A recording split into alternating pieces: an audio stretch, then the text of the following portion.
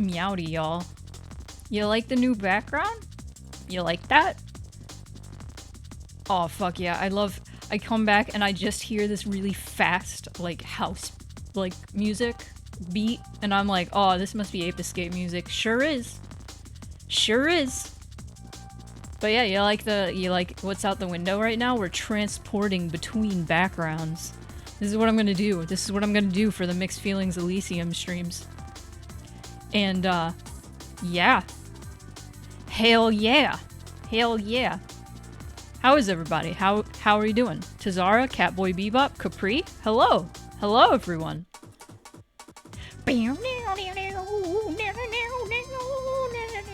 Sorry, I got real excited. Hey, what's up? Hey, what's up? Hey, what's up, everybody? Okay, so I'm not gonna do, like, my whole, like, spiel. I'm moving my spiel to the end of stream, because that's when everybody's here. Not everybody's here yet, so I'm gonna get ya. I'm gonna get ya at the end of stream when everybody's here. Right? Cool.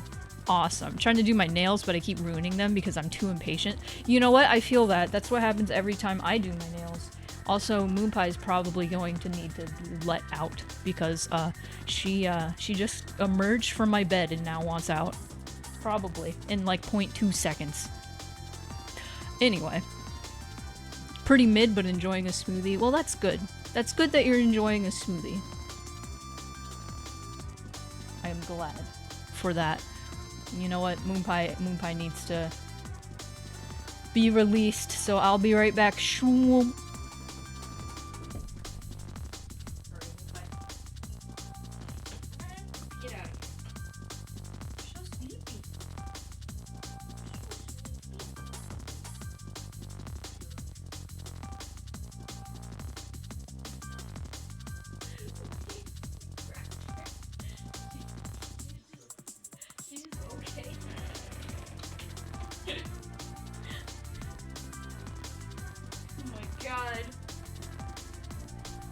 God, you guys. Moonpie is so tired. She is so tired that I picked her up and she was just limp. She was just limp and I handed her the case. And she was just completely limp. It was funny. I can't describe it. Anyway, I hope everybody's well. I hope you got your water. I got my water right here. I was gonna get more coffee. I'm gonna get more coffee. Maybe not. Maybe not. I want to be able to sleep tonight. Anyway, what we're gonna be doing today is I'm gonna be working on sprites. Here's the deal. Let me give a little mini spiel. I'll give a little mini spiel. Here's what we're gonna be doing. Today, Sunday, Sprite Day. And Wednesday, I'm gonna have a bit longer stream than usual, like twice as long, as in like 6 hours. It's gonna be broken up into 2 pieces, cause it's Indie Wednesday officially. However, I did promise Cult of the Lamb on Wednesday. However, I didn't realize that the Haunted PS1 demo disc was coming out. It's out. Yesterday it came out, and I'm like, well, fuck. That is 100% my aesthetic. I need to play that for you all, because it's indie games, it's horror games, it's retro style games. That hits all of the things. That's all of them. So we need to do that. So I'm probably going to start at like noon and play a few of those demos. Probably not all of them. I don't know how long it's going to go on, and that's going to be real exciting. And then the rest of the stream from 3 until like maybe 6 or so, we can play more Cult of the Lamb. More people can join my cult if they want to, if they can. Speaking of cults, we are now at exactly 666 followers. So hail Satan. Hail Satan. Let's go. So today, I'm going to start off with a quick warm-up of my Klonoa 2 print that I've been working on. It's upside down right now. Actually, it's reversible. It's reversible. Woo! Woo! Satan! Woo! It's a reversible image. If you haven't seen it yet, it's got Klonoa on the top. It's got King of Sorrow on the bottom. So you can have... reversible. Amazing. Cool. So what I'm gonna do is probably polish up the line art a little bit more. And... because because there isn't that much I have to do, honestly. For King of Sorrow, I just need to close up some stuff, put some texture in the collar and the weird scarf thing, and then we should be good to go. And then I can start putting flat colors down, and that'll be cool. I put print for MFF. I applied for a dealer's den table at MFF, so hopefully I can get in on that. If not, there's also Artist Alley. There's MFF has a weird like lottery system with like everything. Dealer's Den is not as much a lottery system because like the Artist Alley is weird. You enter a lottery when you get there, and I'm not about that. I kind of want a guaranteed table, you know. I think there is a part of the Artist Alley where you can be guaranteed a table, but also you can't really have as much setup as I would like. Not that I have a whole lot of product, but these are just things. These are thoughts. These are updates. These are things coming up in the future. I'm pretty excited about. If you're going to MFF and I have a table there, hit me up. Hit me up. Buy some stickers. Get some prints. All that shit. I am going to... Actually, you know what? I'm gonna go get my phone, which is right here. Hold on. I'm far away. Oh. So this is what I'm starting on, and what I'm going to actually be working on the rest of the stream is there is a mid-end, or mid-chapter, is what I'm calling it, for Ezra, where Zale shows up. However, Zale shows up in a different outfit. So I think I have all of the sprites that I need for this chapter, but I need to put a different outfit on him. So let me show you. I actually have at least one version. Oops. Hang on, let me... Where is it? There it is. Okay. So this is the sweater vest outfit. There's another outfit called Scarf. And so there are all these different parts, like the left arm. And then, whoa, oh, naked. There we go. And then we got over here. And then we're done. That's the outfit. However, I just need to change the expressions, and I need to cross the arms and stuff for all the different expressions that I would like. And that is what I'll be working on today. Probably after I finish my little warm-up, I can show you guys what that scene looks like before we go and work on it and put in more sprites. So that'll be exciting. That'll be fun. So before that, though, let's warm up. Let's warm up and work on this little print. I'm gonna start a Pomodoro timer because that's the only way I can focus. Gotta love ADHD, y'all. If you have ADHD or ADD or focus issues in general, highly recommend trying out Pomodoro timers. It can really help break up everything. It helps. It helps me. Probably won't help everybody, but also let me know if the music is too loud. Because sometimes I go back and I listen to VODs and I'm like yelling over the music, and it's a problem. But I also don't want it too quiet. I know it's not too quiet. So.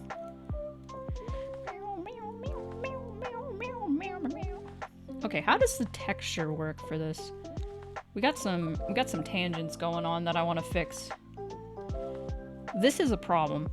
I was talking about tangents the other day, so I would like to address... Let's address some tangents. Here's a tangent. Here's a tangent right here. It looks like a K, and it draws the eye toward it, which is a problem. So we're gonna fix that. Gonna make sure everything is over everything. I think I saw another tangent somewhere. Oh! It's also, finish the back of your head, sir.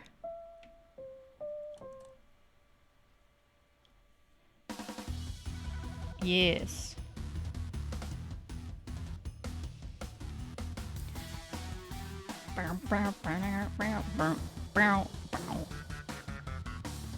Okay.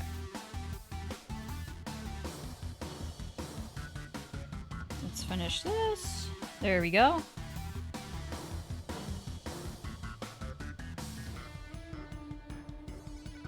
Okay. I did see a tangent somewhere. I know I did.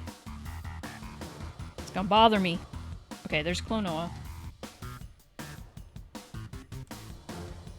What I need to do is extend Klonoa's body. Because I want the cutoff to be like the scarf. I think that will be cool. Big ol' hands, big ol' Sonic hands. Hang on, let me move my mic a little bit. Hold on. There we go.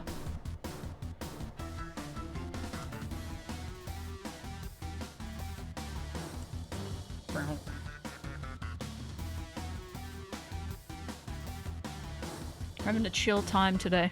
This is my chill time.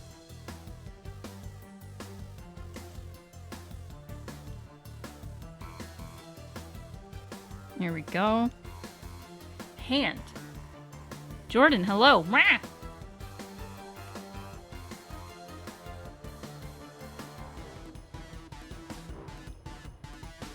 Meowdy. Meowdy.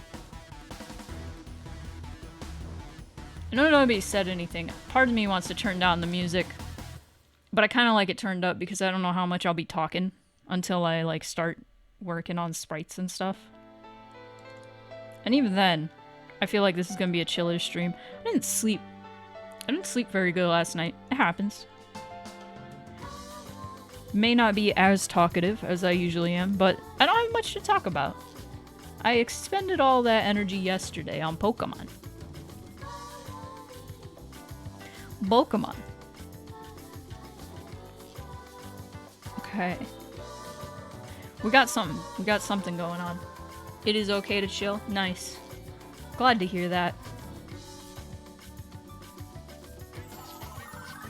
I would like to mention, next month, every stream day, so Saturday, Sunday, Wednesday, is going to be a game dev stream day. I'm going to be working on something different each day. So like Sunday sprites, Wednesday CG, and Saturday backgrounds. So we got some variation going on, but it's game dev. Game dev September challenge. It's also September, so get ready for that, baby. King of Sorrow. King of Sorrow. What is this texture? Oh, it's strange. Okay. Temporarily not looking at the chat just so I can get this right. It's not quite that. It's more like...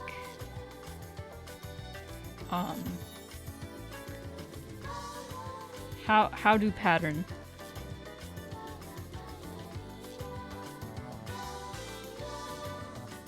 Like... Hello? Should I angle this a little more? Maybe. There we go.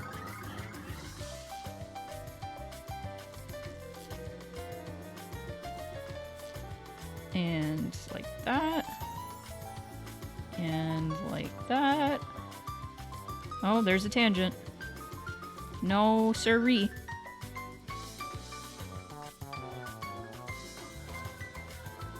What? Okay, so then we go out. No tangents. We go this way. Okay, I get it. I get it. I get it now. I can bring the chat back up. Don't distract me. Don't do it. Why would you do such a thing? Okay. Huh. Huh. Pattern. For attention, mostly. No.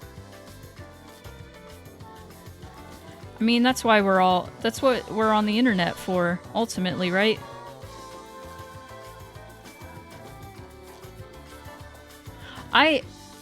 I personally hate, not all the time, sometimes I get it, but when, like, somebody comments on something that somebody posts on the internet and is like, you just posted this for attention. And it's like, what else do people do things on the internet for? Now, sometimes, yeah, it's not the good kind of attention.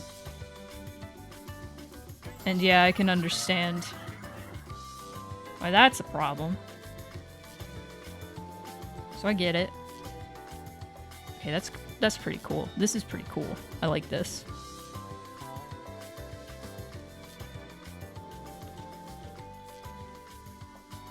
But you know, that is ultimately what anybody is on the internet for. Anything you post on the internet is for attention in one way or the other, and that's fine as long as it's, like, healthy. Yeah, of course. Of course.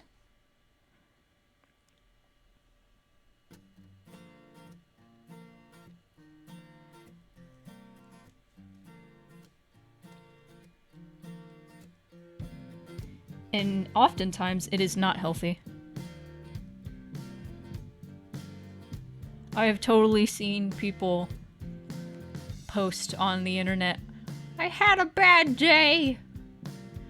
And then somebody is like, oh no, what happened? And then they're like, I don't want to talk about it! And it's like, what are you trying to do? What are you hoping to accomplish? Because you're not getting anywhere. You got the attention and then you got mad that you got it. What are you doing? What are you doing?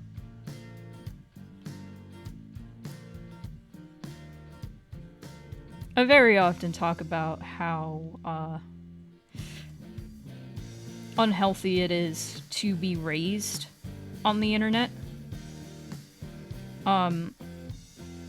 Because growing up, of course, as a kid,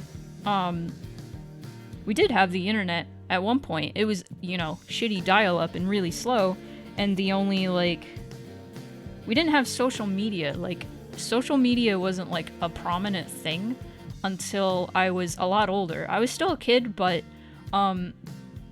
it wasn't, like, this is the thing that everybody is on and this is how you could talk to everybody. Like, until I was maybe, like, an older teenager. There's MySpace, but I don't think that, like, that's technically social media. I don't think it counts. I don't think it counts. Like, until, like, Facebook, like, took over. I don't think it counts.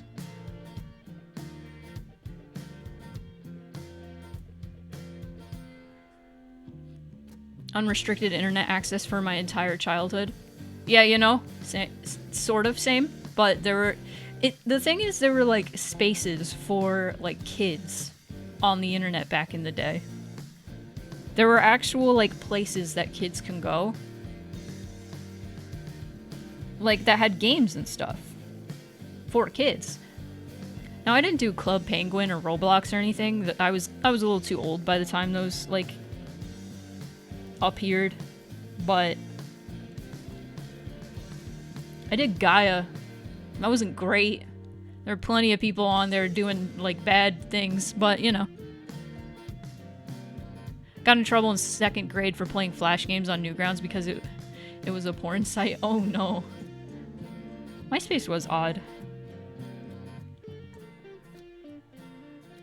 Very customizable, though. That was fun.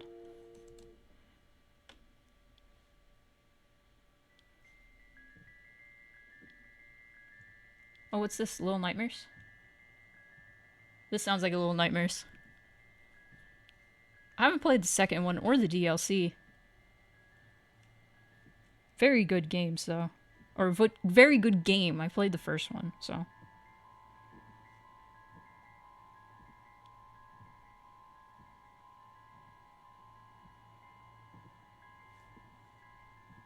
Consistently forgetting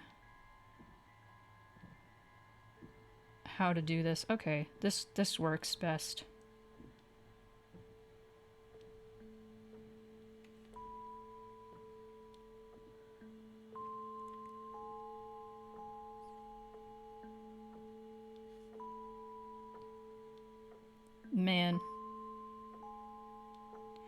But nah, like, I remember when CartoonNetwork.com and Nickelodeon.com or Nick.com, whatever it's called, were all just like fun little flash games for kids. And there were commercials on television that would be like, hey, check out this new game we have. And then be like, ask a parent permission before using the internet, which I feel is like one of the biggest differences between like the internet and the like millennials and the internet, and then like Zoomers and the internet.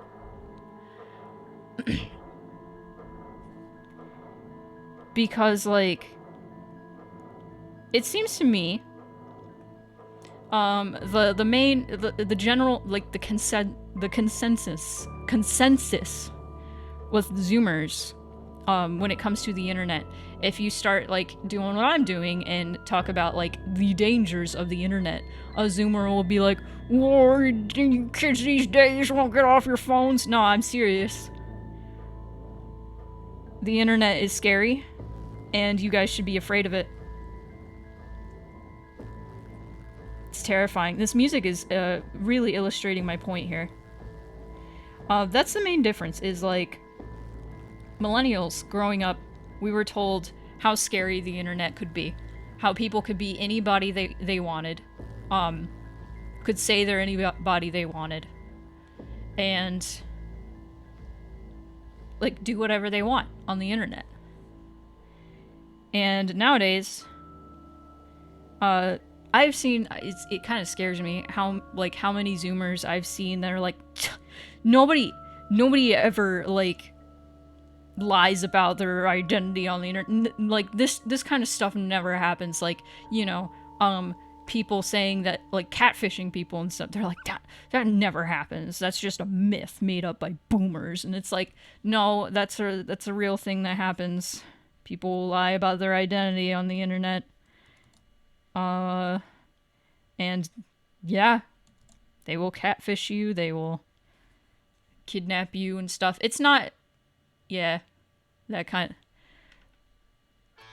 not like the main danger, I think, of the internet, but these were the things that we were told as like millennials. And that made me be like, okay, I'm not sharing my name or my gender or my appearance on the internet. And that was just kind of my like idea of like internet usage.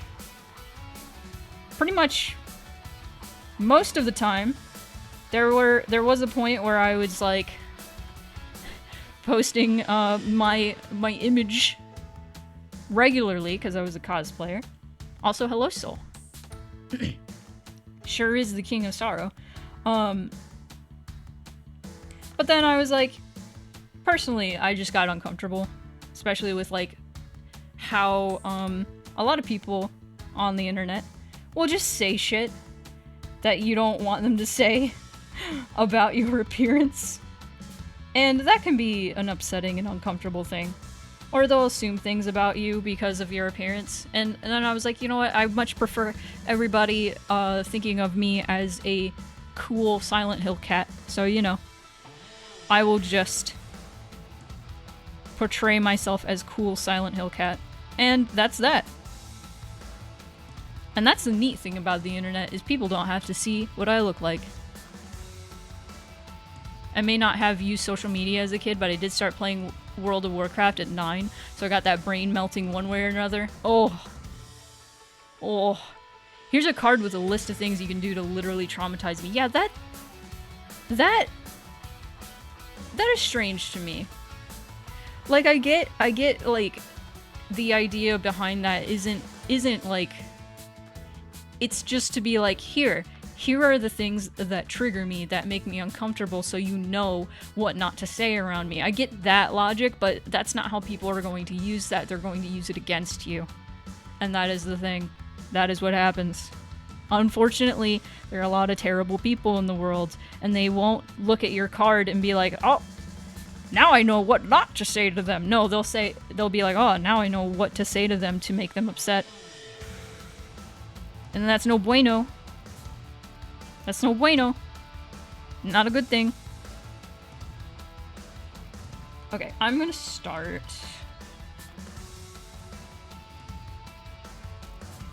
There is a space. There is a hole here.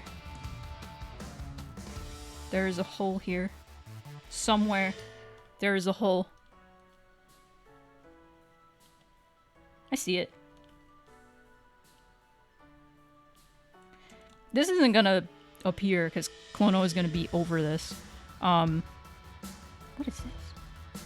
Give her that. What is that? Get out of there. Okay, any other holes? Nope. Very nice. Okay.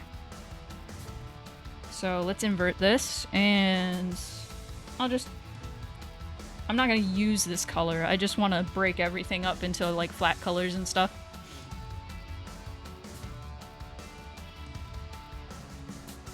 But there's that. Also, here's the orb. The lovely, lovely orb. Incredible, wonderful orb. There we go. I think the orb is orange. Regardless, I'm gonna edit these colors. Here we go. Oops! I didn't mean to put that on the same layer as the line art. Let's not do that. Oop!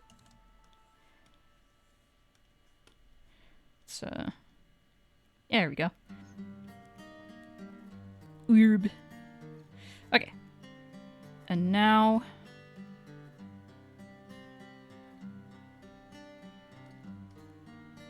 Okay. Okay.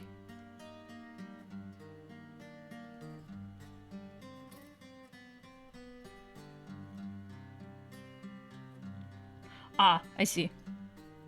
Okay, so I need to get rid of these, and I'm gonna merge these two line arts. Put this in a folder. Ring. Ring. There we go. Very nice. Let's do this. There we go. Awesome. Let's get rid of this border. And we can figure out if there's any holes. Doesn't look like it. That's good. Forget the cone of shame. We're all about the orb of sorrow. You're right. I thought about putting the moon behind the King of Sorrow because there's that whole theory we talked about that the King of Sorrow is just alternate dimension Hupo, especially with Huponia being the name of the Kingdom of Sorrow. But the moon is also big symbol. Like there's that opening cutscene for the first game where the ring goes over the moon, and I think I'm gonna put the moon behind Klonoa instead, and then that cool ring behind King of Sorrow. I like that ring. It's fun.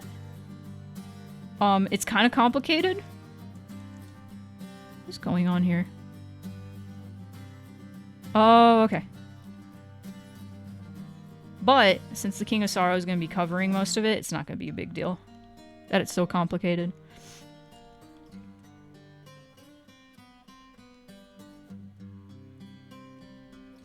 So invert. And we can do that. Aha, now you can see my vision. My vision. Sort of. Okay. So...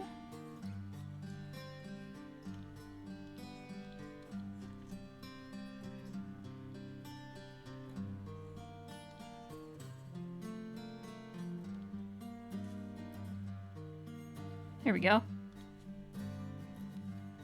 Okay, here's a question. Here's a question.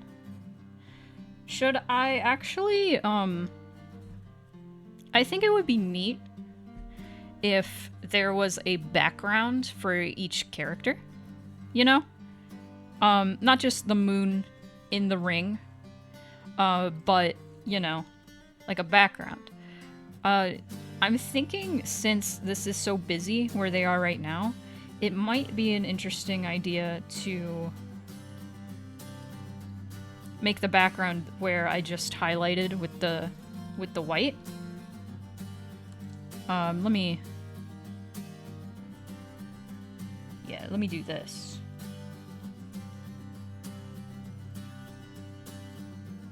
There we go. And where the gray is, that'll just be white. That'll just be blank.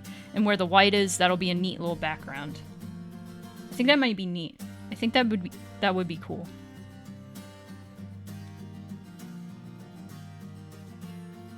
I think.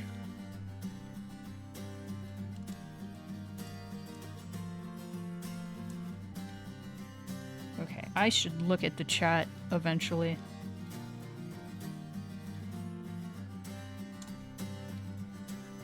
I'm just so invested in this. I just want to make this look good. I just want to divide all the stuff.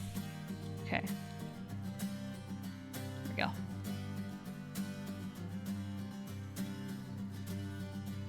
I also want to put the background where these hearts are too. There we go. Klonoa has a lot of moon imagery, not to mention one of the games is called Moonlight Museum. You know, that's true. I haven't played that one. I haven't played any of the ones except 1 and 2, so. I played a tiny bit of the Game Boy one, but I couldn't get into it. For some reason. Okay. Let's see. Let's actually get some ring colors.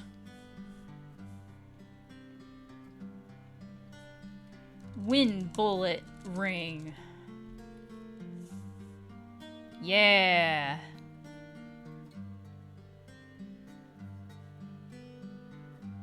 You know what? I don't need to color drop for that. I can just eyeball this and figure that out.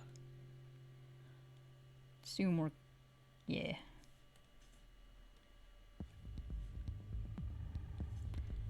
Very bright, very colorful. Oh, with this is very green. Here we go. I could be nuts. I can be crazy. I can get crazy with it and start, no. Like that. Make a... Come on. There we go. And, gotta just do several different shades of green. And maybe a little turquoise. Get a little weird with it. And, right here.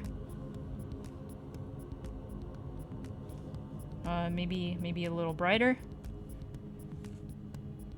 No, brighter. There we go. Brighter. No. That's fine. That looks cool. We're getting somewhere. We're getting somewhere with this print. I want to finish this before I print out a bunch of prints for MFF. But this will definitely be available at MFF if I get a table. I should. GBA ones are good. Very different flavor though. Yeah, that's how I felt playing whatever one I played. Whichever one I played. I don't remember. I don't remember. Okay, so we're getting somewhere. We're getting somewhere with this. Hello, JG. Welcome.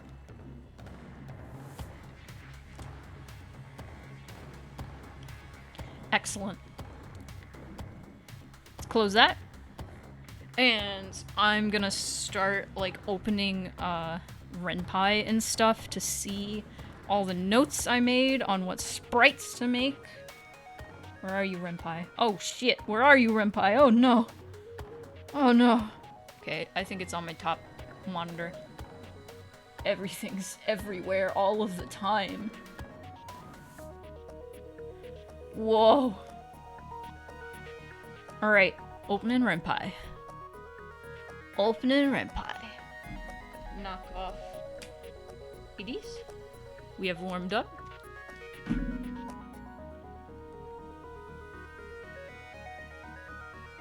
Dancing. Okay. I'm gonna look up Ezra. Oh. No, don't open again. What are you doing? Ezra mid-end. 2. No, it's mid-end. It's just mid-end. Mid-end 1. There we go. Scrolling through. Zale happy with casual outfit. I think that's done already. But before we get into that, I want to talk about code stuff that I'm proud of, which people who know code better than me are probably just gonna be like, well, there's an easier way you could have done that, and I don't want to know. Because I'm proud of myself, because I figured it out all on my own, and I'm proud. It never happens. There was like nothing I could have looked up to figure this out. Let me explain myself. Remember how my menus were broken? They're still broken just because all the code that I need in the game isn't there yet, because I haven't written all of it.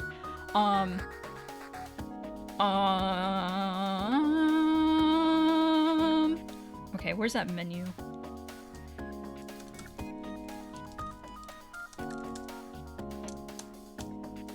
I'm gonna talk about some. Okay. Alright. I'm gonna talk about this. Where is the Renpai pop-up? Okay, let me close the Pokemon folder, because I don't need that anymore. Here we go. Check this out. You can pretty much see the whole thing, I think. There we go. So this is a convoluted looking menu. So here is my problem. Here is where I was running into issues for some reason. And I don't know why I didn't think about this sooner, but I was in a logic loop for some reason. So at the beginning of the game, you go through a little intro where you go into a farmer's market, and you have to pick like a stand that you want to go to, and then there you meet one of the main characters.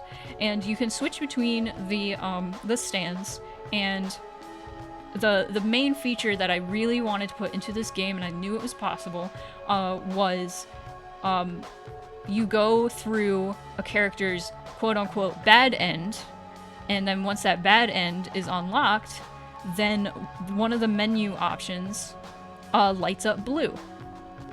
And what that indicates is that if you pick that menu option and keep going, follow the blue, there's going to be a new menu option that wasn't there before, that wasn't accessible before, that takes you to a different thing, takes you down a different route.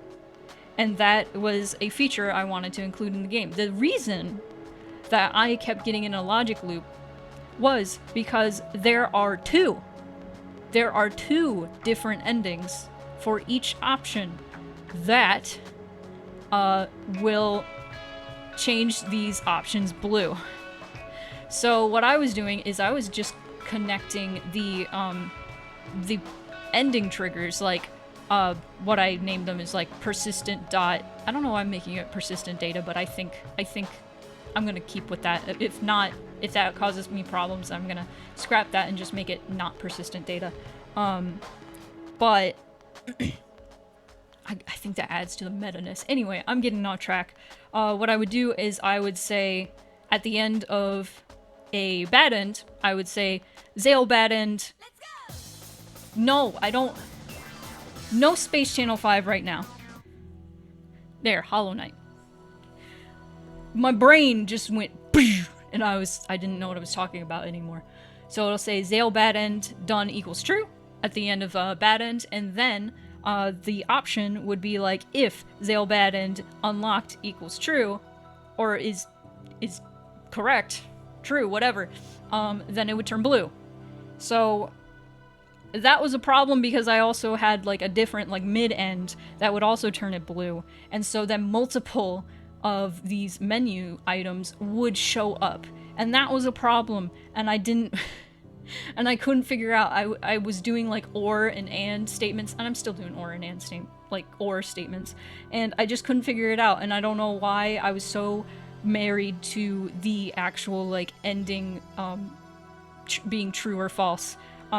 Being the thing that was tied to everything, because those statements also were tied to other things in the game, not exactly the options turning blue and everything. So instead, what I have done is each option has 3 different menu items that appear depending on what trigger has been hit. And I had to make a whole new one depending on the ending, depending on like whatever ending was just finished. And the only problem is, I think, if you like prematurely like went back to the intro, you know what, no, that wouldn't happen because it's not persistent data. Anyway, I am talking my way through this. 3 different options. There is a blue one, which is what that hex code is, and then there is a normal one, and then there is a grayed out one. So there's going to be triggers throughout the game that are like, okay, so now this option is going to be blue. So I have blue busker _ done. And so throughout the game, when this option is supposed to be blue to lead you down a different pathway, it's going to say blue busker _ done equals true. However, when it's not supposed to be blue, there will be an ending that'll be like equals false. And so then this option won't appear. And this option should appear if blue busker or gray busker is not done. Gray busker appears when you get the true ending for a character, for Zale specifically, because the busker option is Zale. So that was a brain explosion of mine, where I was just sitting here like, what the fuck do I do? What the fuck do I do? And it feels like it's so simple. But I feel like I also made it incredibly complicated when it didn't have to be.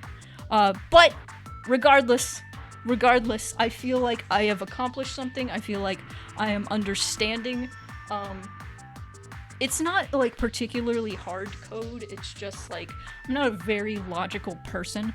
So when I can get through like weird logic loops like that, I am proud of myself. I'm getting better at thinking logically and like a computer, I think. Like I said, Renpai's coding is pretty easy, pretty simple compared to a lot of stuff, but that's so cool. I'm so happy for you. Thank you so much. Also, I missed your message earlier. I'm gonna look at that. I just needed to go on my spiel. Reminds me, I'm working on another game. If you want, I can send you a build to test when the next beta is ready. I can check it out when I get the chance. You can send it to me whenever. If you want. Yeah. But hello! Hello, Elliot. Hello. Okay. Now that we are here, it is time. It's time to do this. Here we go. Boop. Okay, I'm actually not really doing any drawing for this, because all I need to do is resize this guy to 1080 height. Whoop. Whoop. Okay, what are we gonna call this shorthand outfit? I've been calling it scarf, so you do SC. I'm gonna just call it SC. That seems easy. SC, SV for sweater vest. SC for scarf. Maybe? Let's go for it. What is the adjacent sprite called for this? I'm gonna find that out. I think it's just Zale Talk. It might be just Zale Talk. Which is easy enough. Sure is Zale Talk. Okay, it's QT, quarter turn. talk. There we go. And I'm gonna plug that into the game.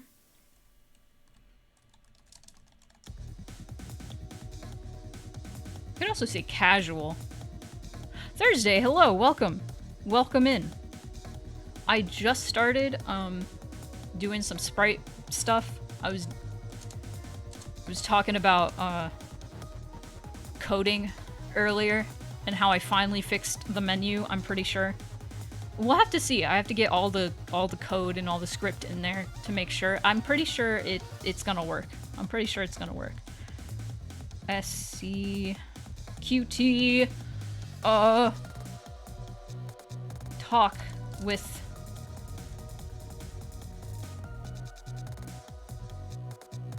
at left. Okay. I'm gonna say at right with, or yeah, with ease in right. There we go. There we go. That's the stuff. And now let's close his mouth. Let's close his mouth. That's all we gotta do. That's all we gotta do here. Hold on, I'm not really doing any drawing stuff, so it doesn't make sense that I have my tablet out. Woo. Okay, let's close this man's mouth. Face. Talking. Spiel. Okay, save. Smile. Save that. Yes. This is why it's good to put everything on different layers, because then you can make multiple sprites. You can make multiple sprites. And it's awesome. Like, real easy. Like, once you get, like, everything in there, it's just a matter of making tiny assets added to the sprite. It's great. Show Zale SCQT smile with dissolve. Confused Zale. I think that's just gasp. Gasp Zale. Okay, so check this out. There we go. Done. Got him.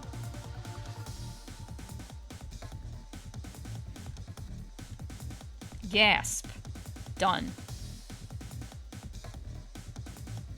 I never stop being in awe of how powerful layers are for such a dead simple concept, right? I won't name any names. I won't name any names. I've actually seen this multiple times.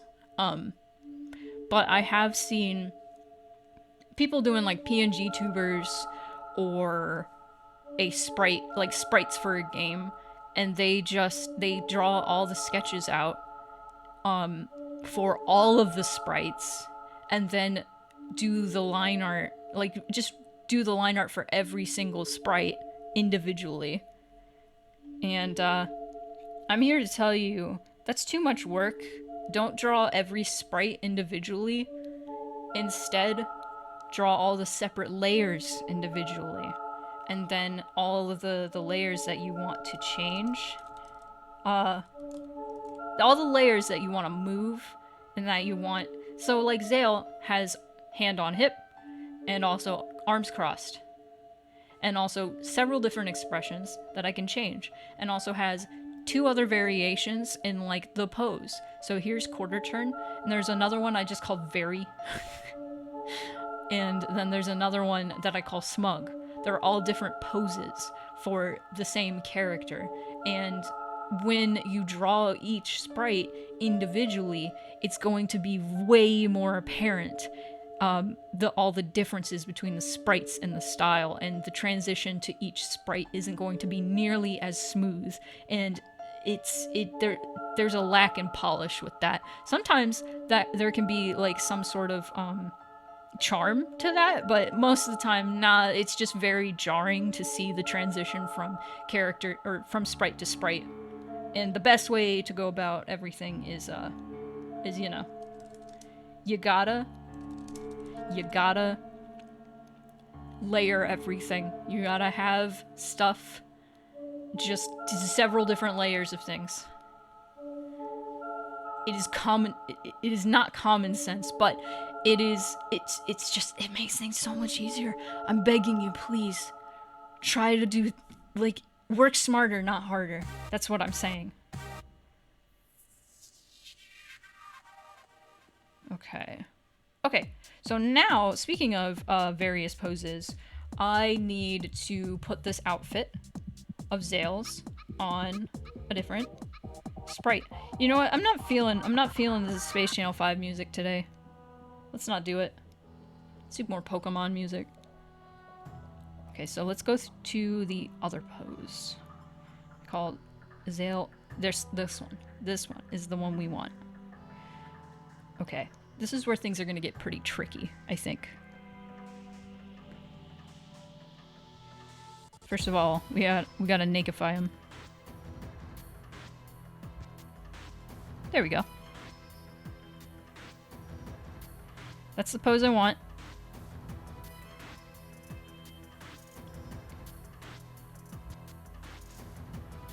Perfect. Naked! Naked alert. Naked moments. So now what I want to do, let's go back. So this is the right size.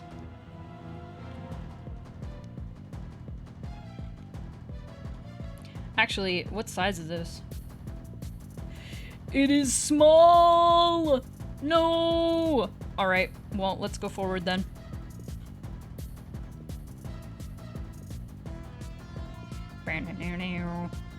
Okay. So. This is just here to line everything else. Line everything up. Can you tell I haven't really slept? I'm tired. I'm tired. Anyway, let's... We're at the base. Let's get rid of the arms.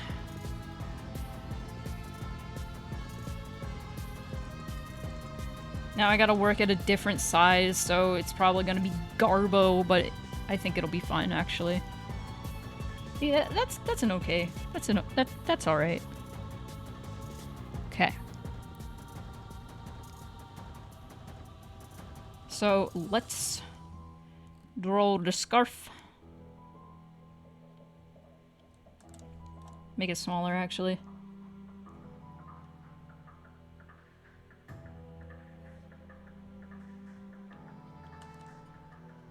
So we just gotta put this outfit on this guy.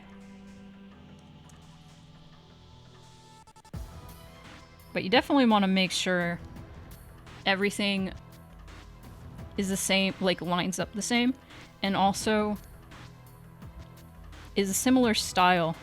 Because as many of you have seen during these streams, when I plug everything into the game, and sometimes I'll plug in a sprite in that I worked forever on, and the style is so drastically different that I have to edit the sprite to make sure it lines up.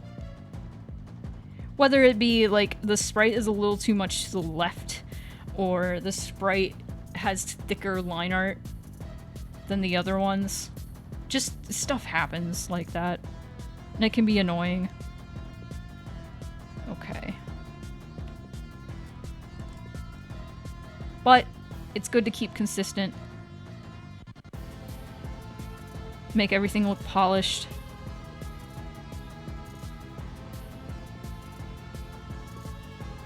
Make everything look nice. Make sure the belt is over here, the same level. You know, good stuff like that. Oh. They're high pants. These pants are high. I don't have my tablet out. How am I doing this? I'm doing it with my mind. Okay, that's actually a little thick. Let's shrink it. Shrink it. Shrink it. Here we go. Nudity. Okay.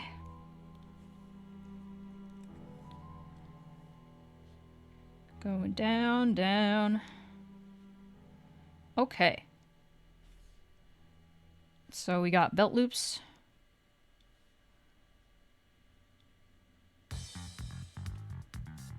Got belt loops.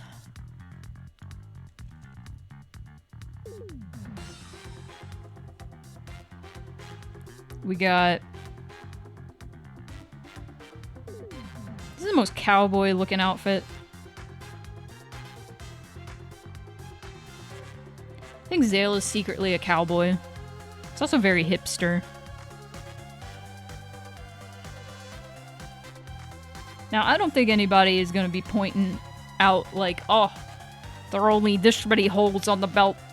But it's still good to keep consistent with even stuff like that. Something that makes me, like, nervous is, so often, you know, something, like, some art piece will reach, like, the general public, or, like, the not intended audience. And, you'll see, like, normies, for lack of a better term, you know, tearing apart somebody's artwork because it's not within their taste or something. And it's always, like, mundane bullshit like that, you know? Be like, well, in this picture, this character has this many belt loops, and then in the next one, they're wearing this many belt loops, and it's like, hello? It's always so weird. There was this comic that stuck with me. It was like on, Fuck My Life, F My Life, when that was still really popular. And they started making, like, comics of F My Life entries. And,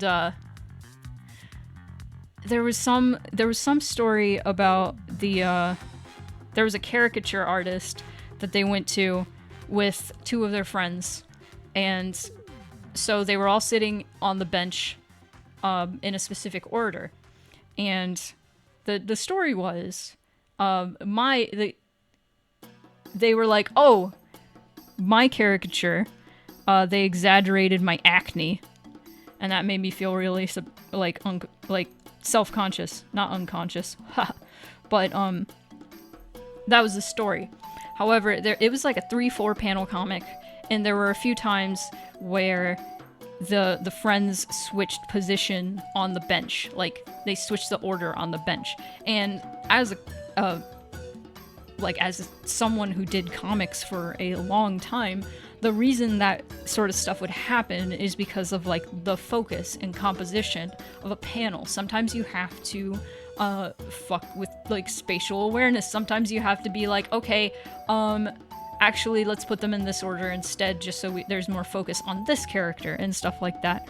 But, you know, all of the comments were like, they changed the order of the girls on the bench. What a terrible artist. And, like, so many people who aren't artists will measure an artist's worth on very, like, rudimentary stuff like that. And it bothers me. Twitter is just CinemaSins for images, yeah. For sure. It's silly.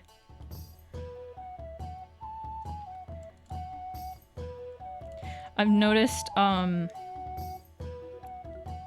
most people, like, you know, uninitiated people, let's call them that. The general public, let's say uninitiated people. I don't know what I was trying to say there.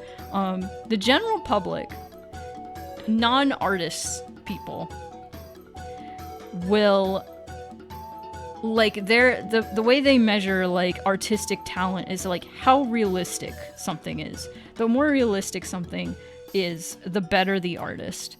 And that always has bummed me out. That's a little silly, honestly. Because you're not a camera. We already have cameras. I mean, if you want to draw something as incredibly realistic as you possibly can, sure, go for it. Live your dreams.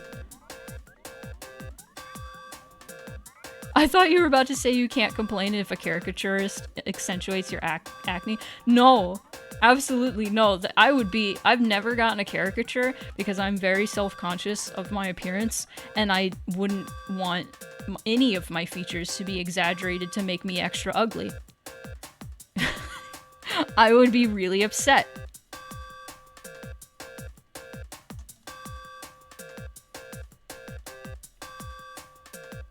The camera quote? Nice. You were gonna say that. Also, hello, Nixo. Got 2 foxes. Also, hello, Cass. Realism is not the be-all, end-all, and sometimes it's about putting emotions into an image rather than what's actually there. Oh yeah, absolutely. Okay. Alright. I do occasionally really like to just paint exactly what I see. I still won't make it 100% photorealistic. I'll put like style to it. And I like the paint smears being in there. You know? I like the texture to be there. Also, I can't tell you how many times when I was, speaking of painting, when I was teaching people how to paint, and I'd say I was a digital artist, and they'd be like, what's that mean?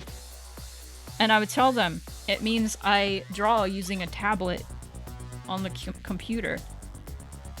How many people, how many goddamn white suburbanite women in their 50s and 60s would tell me, oh, that's not real art? To my face. And I was like, what do you mean it's not real art? Are you gonna go over and tell a graphic designer who does all of their work on the computer that their art isn't real art? Are you? Probably. It's people like that don't consider like literally every single facet of their life to be like created by an artist. Everything you use in a day, every single thing was created by an artist. This tablet pen was designed by an artist. My mouse was designed by an artist. My mouse pad was designed by an artist. My desk was designed by an artist. This chest in the corner of my room was designed by a fucking artist. Art isn't just pretty pictures in a frame on the wall. It's not just that. It's the graphics that you see under the headlines and stuff on the news. Those were designed by a graphic designer. Like, people don't realize all of these things were made by artists, were designed by artists.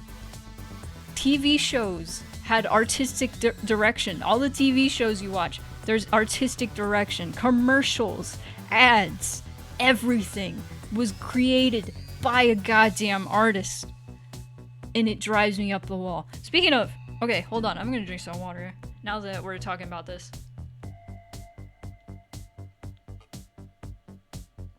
I've been talking about the AI generated art a lot, and there's several like different arguments you can make about AI generated art, and they're all super interesting, honestly, to me, because on one side there are a lot of people that are saying that AI generated art is and can be a very helpful tool for artists, which I partially agree with.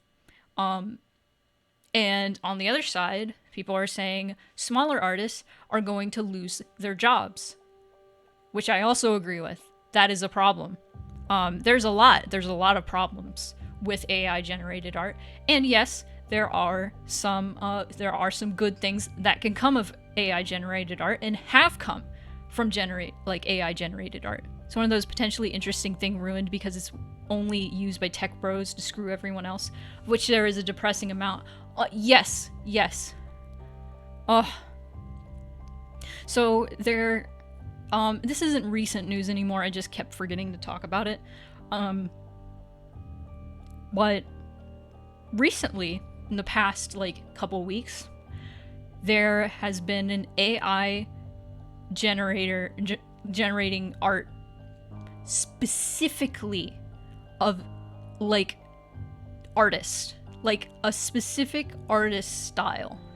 Like, you can pick from a library of actual artists, dead or alive, and you can just, bam, get art. You can be like, I want a picture of Johnny Depp Mad Hatter in this artist style, and you get it instantly. And that is fucked up. That is fucked up. I was actually talking about this, like, when I was thinking about, like, AI generated art, and, like, the benefits of it. I was like, there's a lot of good and bad that can come from AI generated art. And I was like, wouldn't that be fucked up if, like, in the future, like, the thing that I would be worried about is people getting artwork from an AI generated, like an AI, and saying, I want it from this artist, and then emulating that artist's style. And there has to be a way that that is illegal. A lot of people mention, like, putting in a bunch of, like, photos that you don't have rights to is a problem. However, I make the argument that the way that an artist's brain works is you compile an image based on several different things that you have seen and are looking at for reference. So an AI is essentially doing the same thing. It is not recreating somebody's intellectual property, though it probably can. It is, you are plugging in several different images, and it is using those to create one image or several images in in DALL-E's case. And that is essentially, that is how our brains work. So, and like, that is the thing about that. I still think there could be some legal action taken. Like, you are using images that you have no right to be using.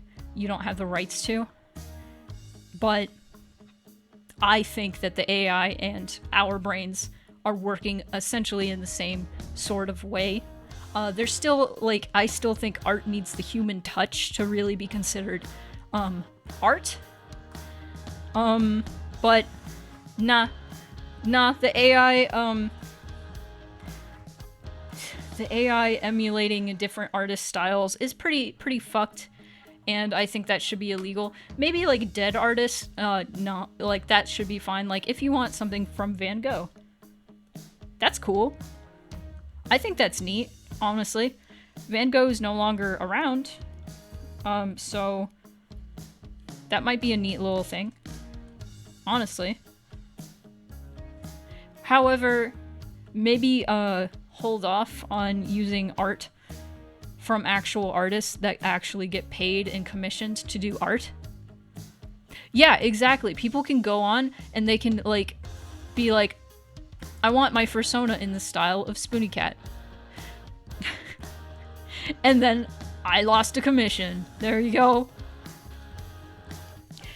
But there is, like, the benefit of, like, there's, like, smaller jobs that, say you're, like, you make YouTube videos just constantly and you're trying to make it as a YouTuber, right? And part of the workload is making thumbnails, right? I remember YouTube making a, like, thumbnail generator thing, and people saying, oh, a lot of people who make thumbnails are going to be put out of work. Here's the thing. Not everybody, unfortunately, not everybody can afford to pay an artist to make all their thumbnails for them. So, I do think that is a nice thing for people who aren't artists, who need like thumbnail art for their videos but can't afford to pay an artist. You know, maybe you can get AI generated art. I don't think that's putting, I think a lot of the case is like, I don't think that's putting smaller artists out of the job with a lot of people. I think that is just giving more people the opportunity to, you know, make their, like, market their brand a little bit better, you know? There's still, like, I'm not citing, listen, I think there are good and bad things about AI generated art. I think that is a generally pretty okay thing. Well, a while ago, one of the biggest coding sites, GitHub, started offering AI-powered code completion. It's funny how all the same AI art debates are happening over there. Yeah. Here's the thing. The same sort of arguments were being made when Vocaloid first started popping off about, like, singers losing their jobs because there are these robots that you can put sound banks into them and they can just sing. Like, people were making sound banks based off of, like, popular singers and making Vocaloids out of them. And, you know, Vocaloid has just become, like, you know, this is just a tool for composers to use. Because there are plenty of composers out there who use Vocaloids, you know? It's pretty cool. None of this would be a problem if we didn't need money to live. Yeah, exactly. For sure.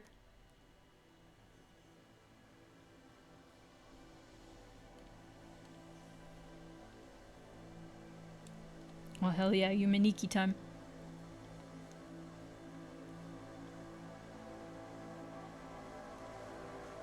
But yeah, there's so many different like facets to this argument. There's so many different sides, so many different things you could talk about.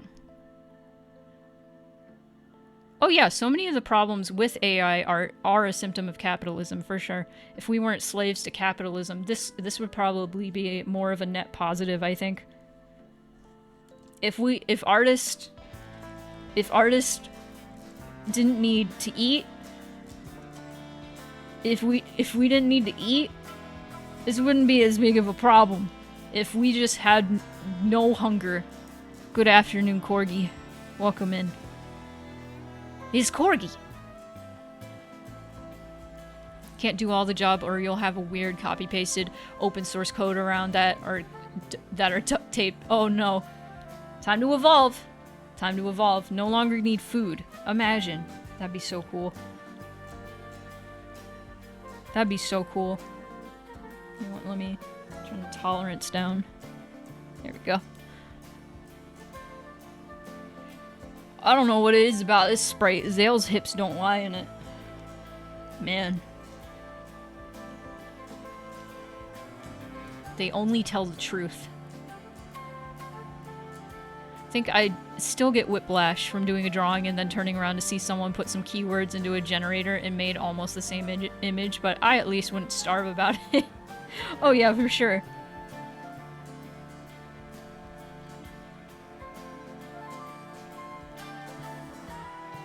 Very interesting thing to talk about, for sure. Scary? Yes. But I talked about it before.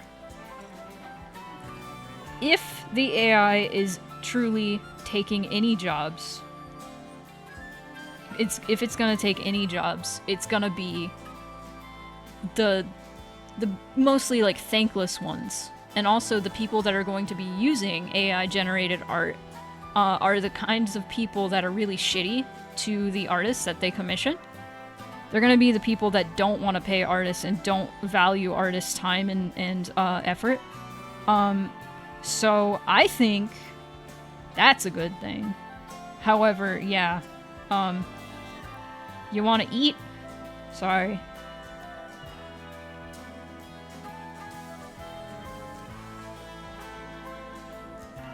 Zale plays exclusively Shakira covers. I think Zale would do, like, lo-fi hip-hop beats.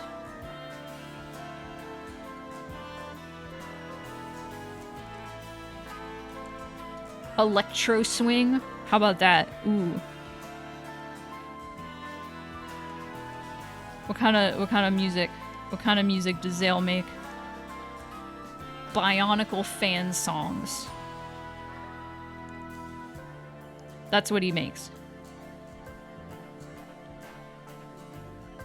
Not sure how far AI art will evolve though. Machine learning lacks reasoning, and that's a big roadblock to creating meaningful art, I think. Yeah.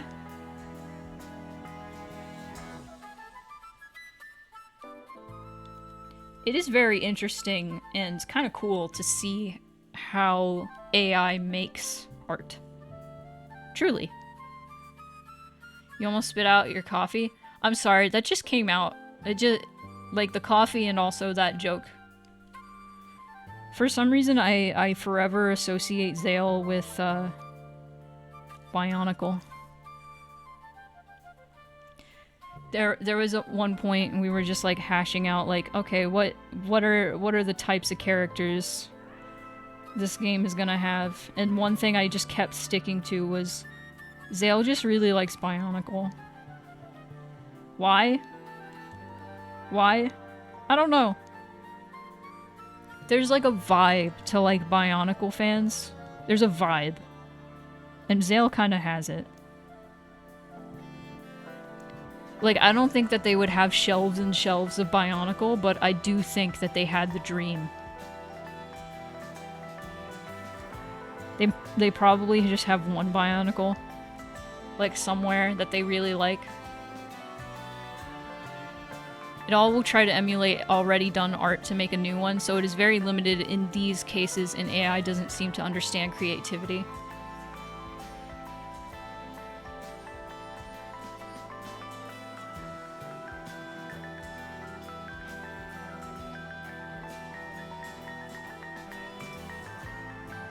That looks good enough.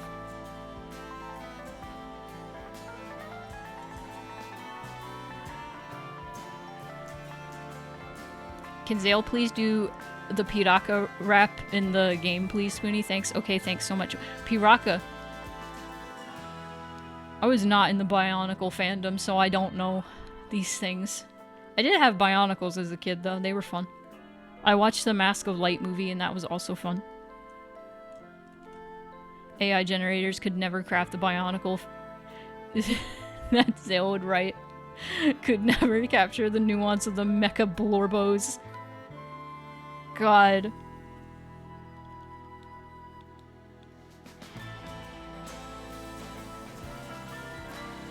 Remember the point-and-click Bionicle game? Where you go through Metro Nui? That was fun. It's so hot today. Summer is still here. I'm sweating. Watched a couple Bionicle movies as a kid. They were so dark. They really were. I only saw Mask of Light, but I remember being like, what in the heck? Piraka were the cringe attempt of the series to capture the edgelord demographic. Oh my god. Wait, were the Piraka the ones with the staffs? Hold on. Oh, no, no, no. Oh, no. I was not into Bionicle at this point. They're so spiky. They're so spiky. Spiky guys. Did you guys know that the reason that Bionicle is discontinued is that the lore got too complicated and they didn't want to keep going with it? They put Linkin Park music in the ads? Oh, man. Oh, shit. Piraka were the pointy spine and teeth guys, and to promote them, they had a god-awful rap advertisement? Would Lego sue me if I played it? Hold on. I'm gonna learn. I'm gonna find out. I'm gonna fuck around and find out. I'm gonna fuck around and find out. Let's fuck around and find out.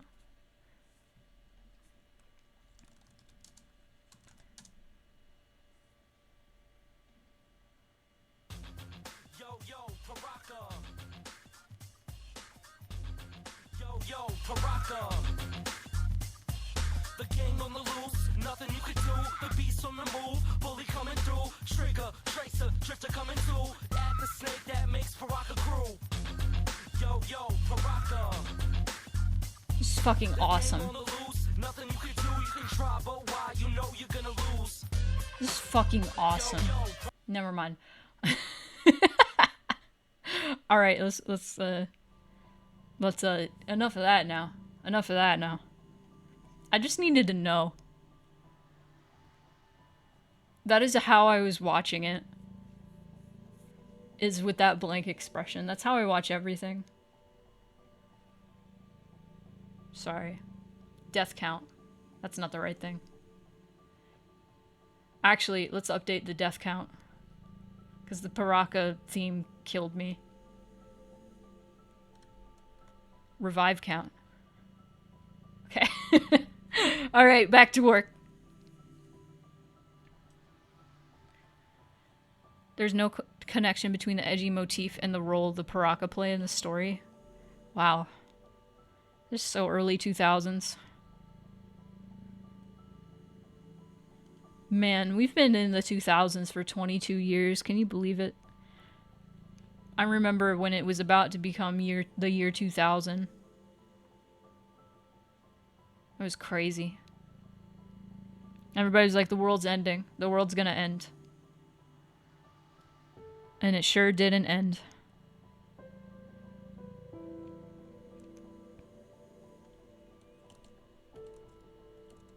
Oops. Here we go. Sure did not end. We are still here. Oh, thank you for the follow. But we found you. That's intimidating. Welcome in.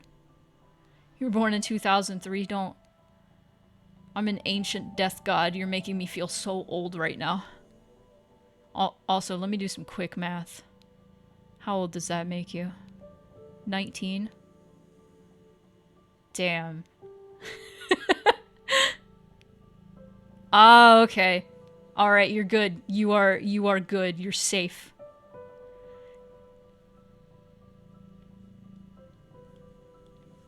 I was gonna be like, get out of here.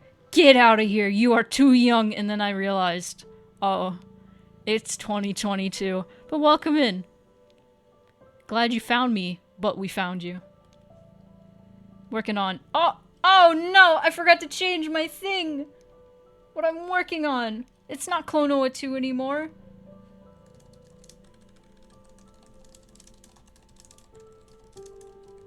Oh, Elysium. That's not a word. Oh, it's too... There we go. There we go. There we go. Nice.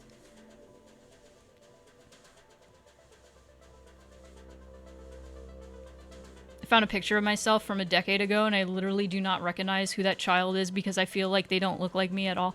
Listen, I've had the opposite happen to me. It's a problem. I look at a picture of myself and I'm like, I look exactly the same. This is what I mean when I say I'm immortal. I have not aged. It's a problem. People think I'm 12. I'm not. For everybody's information, I am 3,000 years old. Oh, I'm 30. I am... And people will be like, oh, it's a compliment. It's a compliment. That people think you're so young. Yeah, no, not when they think I'm 12. The biggest problem I have looking so young is, people will just assume that I'm not in line for some reason. They just assume I'm with, like, my parent. Like, whoever's in front of me is just my parent. You know? And they just cut me in line. And it's so fucking annoying. It happens all the time.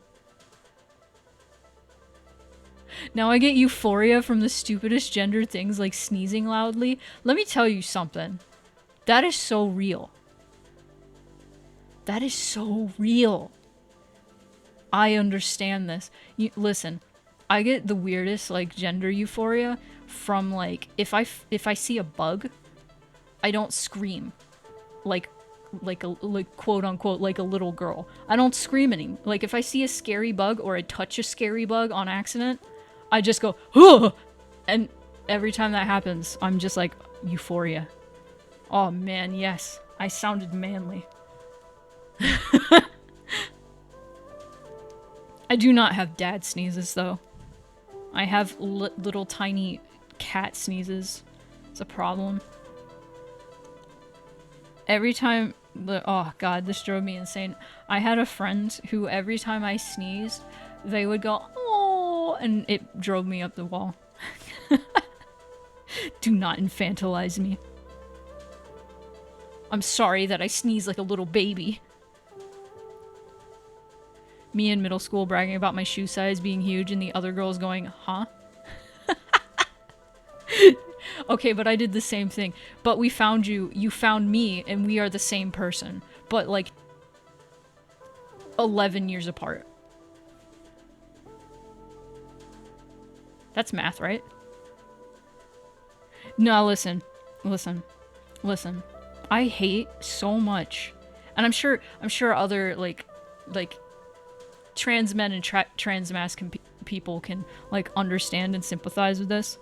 I hate when people find out how tall I am and they won't stop talking about how short I am. They're just like, "Oh, you're so baby, you're so small.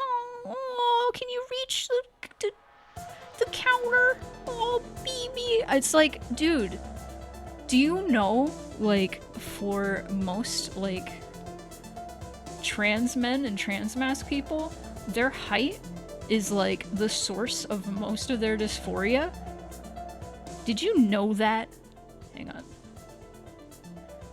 Okay, music's fine. You rarely get it, but like, what the fuck? No, I get it all the time because I guess people think that I'm like super tall just because I give off that energy. I don't know. So when they find out I'm super short, they'll be like, "Oh, baby! Oh, baby, so cute!" And I'm like, I want to strangle you. I have straight up stopped talking to people who did that to me when they found out how tall I was. Like, that is a deal breaker for me. Like, don't... And if I like voice, like, "Hey, don't do that, it makes me uncomfortable," and then they keep pushing it, I'm like, okay, nah, we're done. It's just like the do not pet shirt.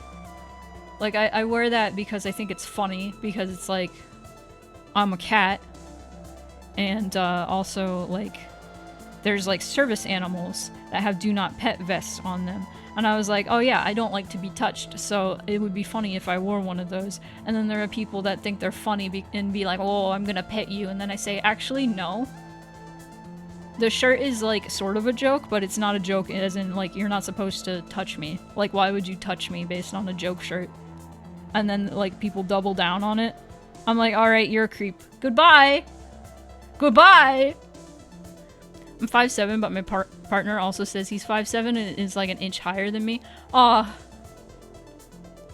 Honestly, 5'7" is like, that is the height that I want to be. Give me your height. Just kidding. No, you can keep it. Enjoy your height. Me making a gender non-conforming OC that's like 6'3" to compensate for me being 5'3". You know what? I thought of making my fursona. I thought of making my fursona tall. Just to, you know, deal with hating being short. But I'm like, nah, I'm short and I'm respected.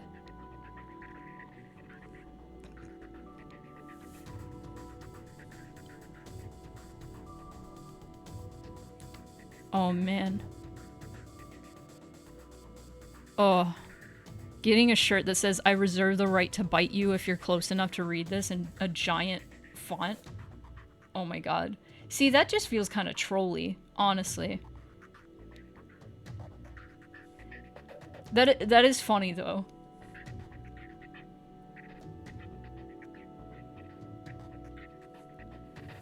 First proper fursona is 8 feet tall.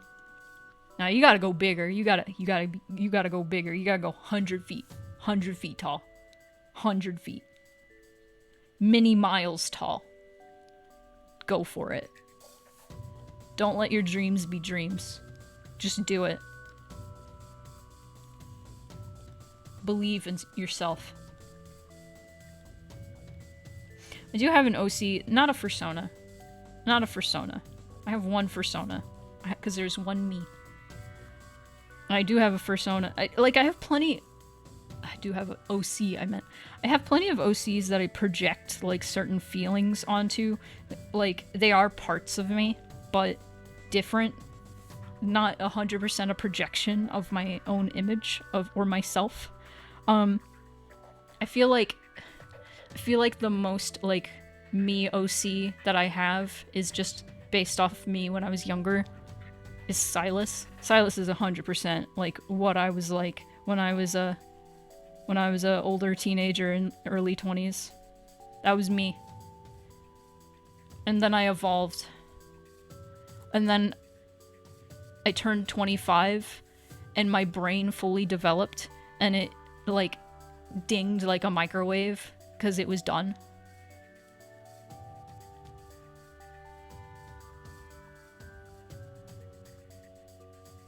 It's like the signs on public establishments saying you won't sue if you get COVID from entering the premises, except if it's a shirt that says I'll bite. Which reminds me, this is important. Public service announcement. If you haven't ordered any of the COVID tests from the USPS and you're in the US, do that because they're going to stop doing that in a few days. They're going to stop doing that September 2nd. So look up free COVID tests from USPS, and it should be one of the first results that comes up. Just make sure the site is official because there will be people who will try to scam you, and be careful about that. But yeah, definitely do that. I think I just ordered my last couple ones that I could order. I think you can order like, shoot, a whole lot. Just a whole lot. I have so many now. Even if you don't need them, you might. We needed them. I had COVID not too long ago. It sucked. Don't get it. Wear your mask indoors. I'm telling you.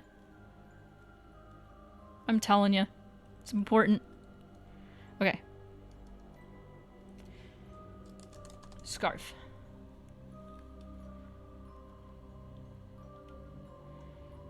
Alright. This is gonna be easy. Because these are really short sleeves.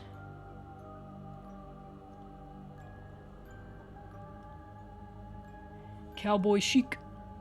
Ordered it? Nice. If I was short, I'd have so many people getting me things off of top shelves for me. Truly the dream. Nah, fuck that. Nobody does anything for me. I only do things for myself. I climb the goddamn counters.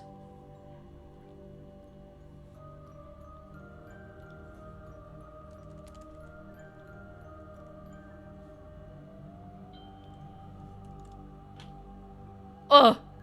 Okay, I'm gonna stretch.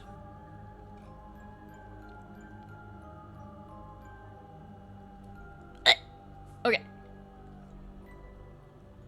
Love climbing counters. It's fun. It makes me feel like a cat, because I am a cat.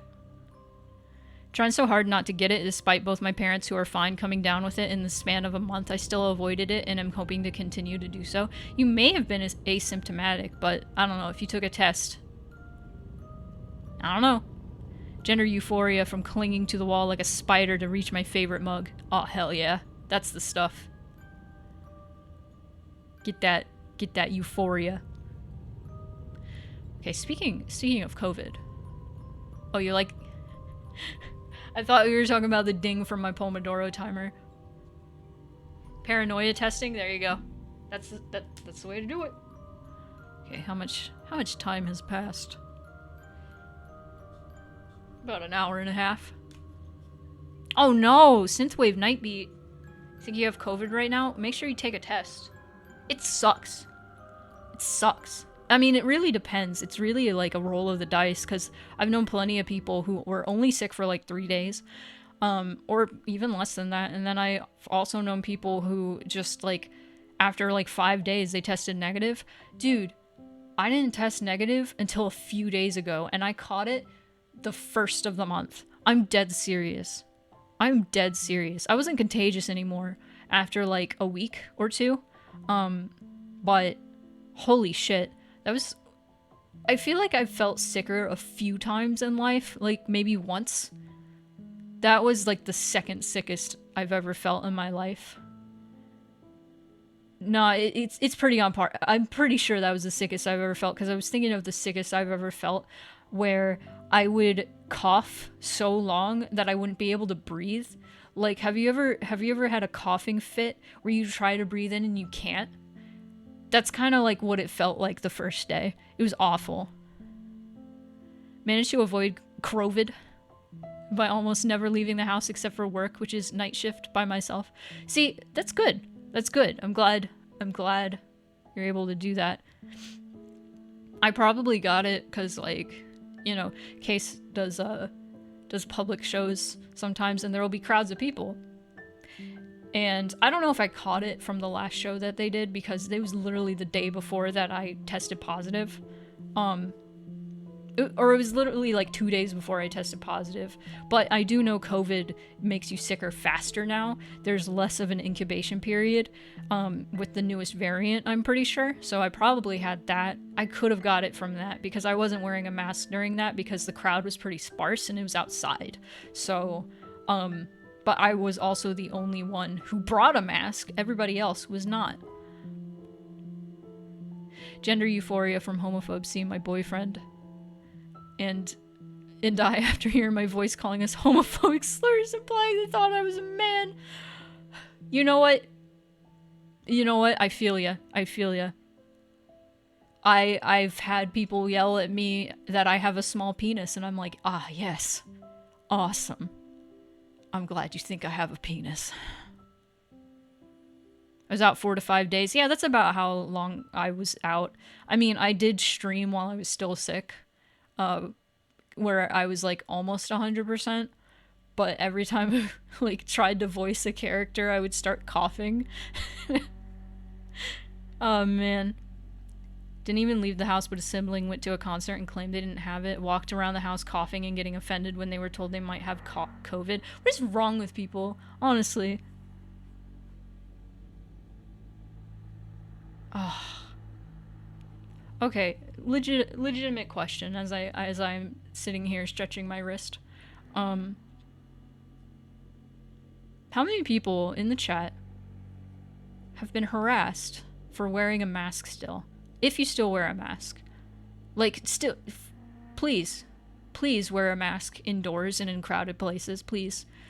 Like, I think it's safe to not wear a mask outside. Ooh, yeah, baby. Yeah, I feel like, because I was getting harassed for wearing a mask pretty early on and like pretty consistently, but like now it's like literally every time I go outside, if I'm wearing a mask, somebody bothers me and it drives me nuts.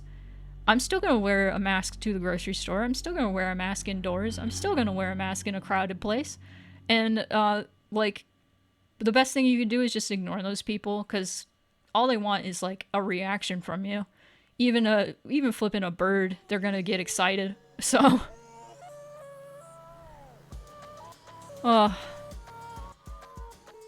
Cult of the Lamb. I've been stared at very aggressively. Oh yeah, all the time. Every time I go to the grocery store. Honestly, if somebody like actually approaches me, I'm just gonna start telling them I have COVID. People coughing in your face at work on purpose. What in the... You know, I can wonder what is wrong with these people all I want, but the best thing you could do is be like, oh man, these people are lost. They don't know what their purpose is in life. They probably have no purpose. Their purpose is just to be an asshole. You know? Anyway, let's get back to work. Had people come up to you and call you a pussy. I don't know if that one comment about me having a small penis was in reaction to me wearing a mask, or if it was somebody, if I was just overhearing somebody yelling something about small penises. Either way. Even 2 years ago, I was getting goofed on about it, which, like, sir, it's been less than 8 months. What are you on about? Yeah, I don't know. It's some weird, like, masculinity thing.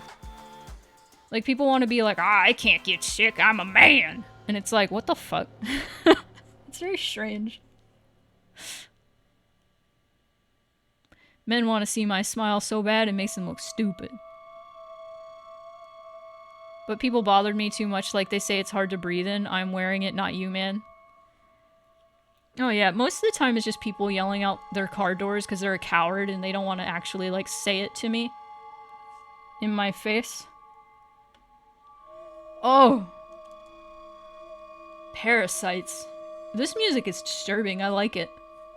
I just added the Little Nightmares soundtracks to my playlist. That's my aesthetic. Okay, I might actually skip this, it's a little too creepy. Oh, it's almost done, never mind. Back to our usual programming.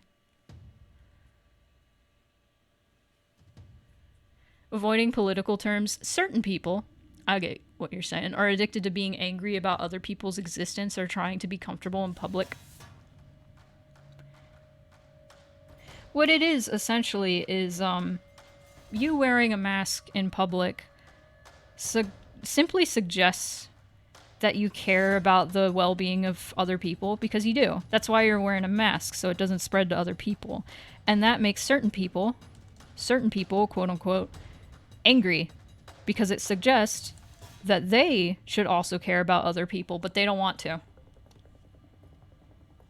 Which is really sad that there are so many people in the world that really don't want to care about anybody but themselves. Their comfort is top priority. Also, my mom being like, oh my god, why are you wearing a mask in the house? So strange, when she, like, actually has COVID. She should be the one wearing the mask. I was wearing a mask. I was wearing 2 masks in my house. Every time I left my room, I was wearing 2 masks going around the house, because the way it spreads is through air particles. And so I didn't want to get all my COVID germs out and everything. So every time I left my room to go get a snack or something, I would wear 2 masks.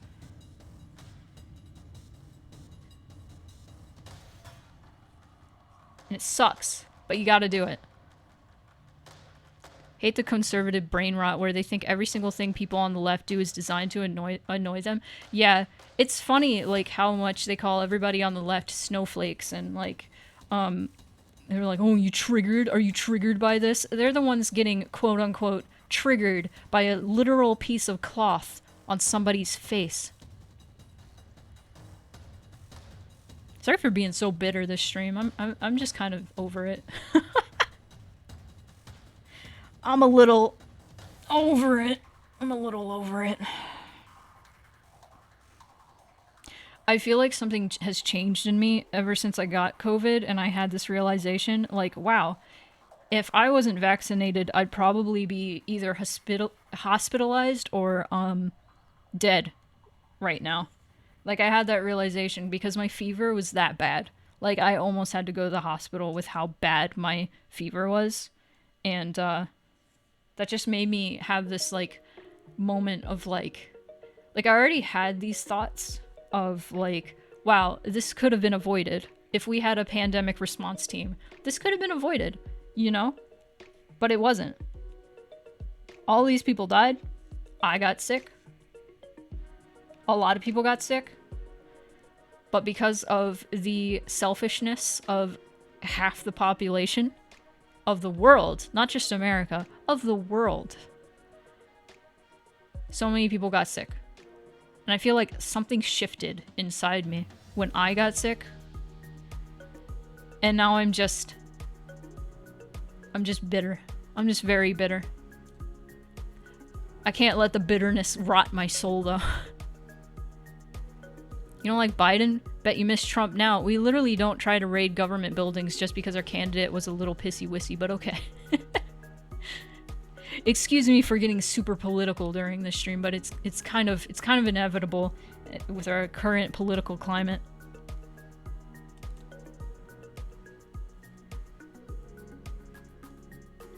Which reminds me, everybody, vote! Vote! And not just in the presidential elections. Most importantly, vote in your local elections. Because, sure, voting doesn't solve everything. Never does.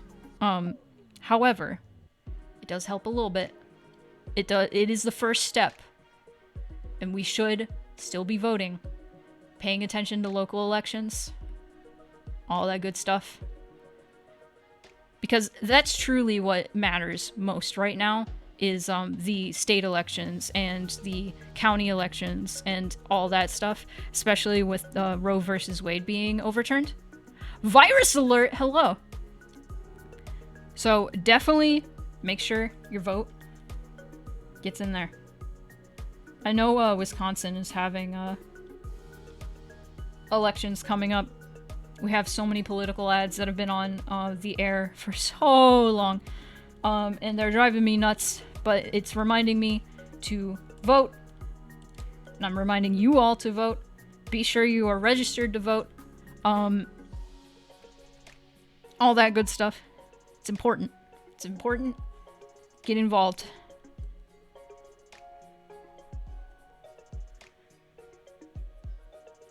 Oh yeah, you're finally old enough to vote. So excited. I'm so excited for you. It's not particularly exciting to go vote, but you know, it's generally pretty easy to also get a mail-in ballot, depending on what state you're in, I think. So definitely like sign up for a mail-in ballot, because you have to do it like, you have to renew it like every year or so. They just send you the mail-in ballots and you just fill it out, and then you can just drop it off at a drop box near you. You can also mail it in. No. Well, currently you can't really mail it in. They have some like weird rules, so you just have to drop it off at a drop box. But I'm lucky, and we have a drop box very close by, so that's not a huge problem for me. Wish I could live without politics in my life, but no, I have to fear that my future marriage will be nullified or not even officiated because we're interracial and gay. Oh. Yeah. Yeah.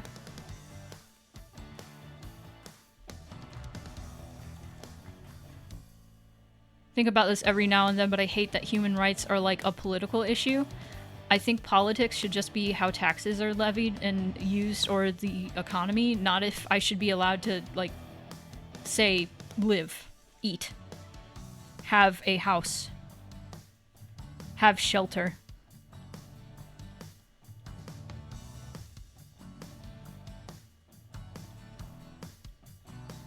God, I read a thread the other day. I read a thread the other day where it was like a millennial with their like boomer parent going to the grocery store, and there was a homeless guy outside of the grocery store begging for food, and also this grocery store had like was hiring. And so of course boomer parent is like, why doesn't he go in and get a job? And the millennial was like, well, you probably, 1, need to apply online, 2, need a decent pair of clothes to get interviewed in, 3, need a working phone so they can contact you if they want to get an interview done, 4, have an address, 5, have a reliable transportation to work. And this boomer parent was like, I never considered that being a thing that you need for a job, to qualify for a job. And it's like, yeah. So anytime a boomer, anytime anyone is like, why don't these homeless people just get jobs and pull them up by their bootstraps?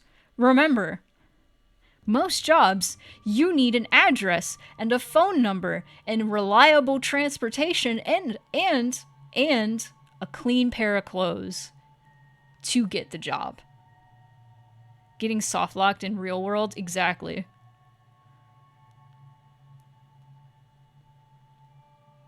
God. It drives me nuts. It drives me nuts.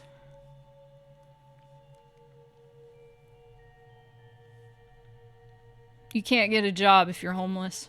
Like, that's just how it is. You literally can't get a job if you're homeless. Because you need a home to get a job. Laugh a little because the term pull yourself up by your bootstraps literally is the opposite stance of what they're using it for. You're right. You're right. You're right. Hold on. I need to look up what the whole phrase is. Pulling up by bootstraps. full quote. You can't pull yourself up by your bootstraps any more than you can by the shoelaces. Yup. Yep. Oh yeah, getting a job when you have chronic health problems is a fucking nightmare, let me tell you. My brother in Christ, I don't even have boots to have straps for. You can try as hard as you want, but no matter how stubborn you are, it doesn't get you anywhere except falling down. Yep. Yep. Alright, I'm gonna save these. And we are finally done with adding that outfit to this sprite. So that's cool. So let's do Zale. Let's call this... Okay, to those of you who knew, I have a very specific code for all my sprites. So I put the character name in front, Zale, and then I put the outfit, like an abbreviation for the outfit, which is SC for scarf, and then an abbreviation for the pose, which I couldn't think of anything for this, so this is very, VRI, like variation. And, this one is called EMB for embarrassed. That's the expression for this. You can make sprites for a dating sim, and my partner wants to make a dating sim. Dude, go for it. Renpai, highly recommend Renpai. It is, especially if you're like not super well versed in code, it is a very good way to get started on code. The game, or not the game, the program has like a built-in tutorial that pretty much spells out how to use the program, and you can also just look up strings of code that people have figured out to implement different things into the game. There are people that have made and coded in walkarounds for Renpai. For Renpai. It's awesome. It's pretty good to use. Definitely check it out. It's so, you make a great point, Synthwave Nightbeat. It's so weird that they're all about that mentality, but then AOC goes from bartender to senator and they despise her. It's because she's not white. That's why. That's totally why. They're like, oh. What, AOC, is she... What is her nationality? Where is AOC from? Oh, she's from the Bronx. Puerto Rican. That's what I thought. Okay. I guess Puerto Rican should be staying as a bartender. She shouldn't get into politics. Only white people and white men. It's because she is a Puerto Rican woman. That is why. She's not American. Shut up. RPG Maker to add a regular gameplay element. Yeah. Okay, there's definitely a walk-around thing. I haven't tried it myself. I do think, like, a walk-around simulator, like, over, like, top-down sort of thing, broken up with, like, visual novel aspects, is, with, like, talk sprites and stuff, is really cool, and, I would like to make a game like that someday. Doing TF2 soldier voice? Am I? I don't know anything about Team Fortress 2. Which one's the soldier? I know Heavy. That's the guy I know. Engineer! Help me! I don't know anything he says. I just know he has like kind of a fake Russian accent, right? Conservatives do not actually believe in anything. They say it is always just some jumble of words strung together to allow them to be racist and or classist. You know what? Being conservative is not about, like, sticking to your values and traditional, like, family values and stuff. It's not about that. It's about owning the libs. That's all it's about. Nowadays, especially. That's all it is to be a conservative, you guys.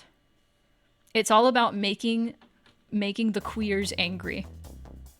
It's all about making the kids angry.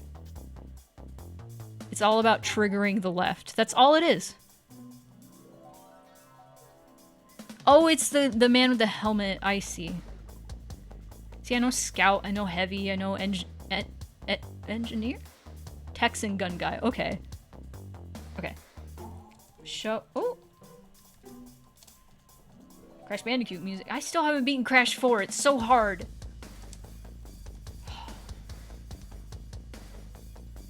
Crash Bandicoot's hard. I love it so much, though. Slight tangent, but I've said it before, and I'll say it again. God, I love Zale's design so much. I'm so glad. It took me so long to get Zale's design right. Have I shown... I should show you guys Zale's, like, prototypes. Funny enough, it was a specific Crash Bandicoot song that sprung the image of Zale in my mind. Let me finish typing this. QT. No.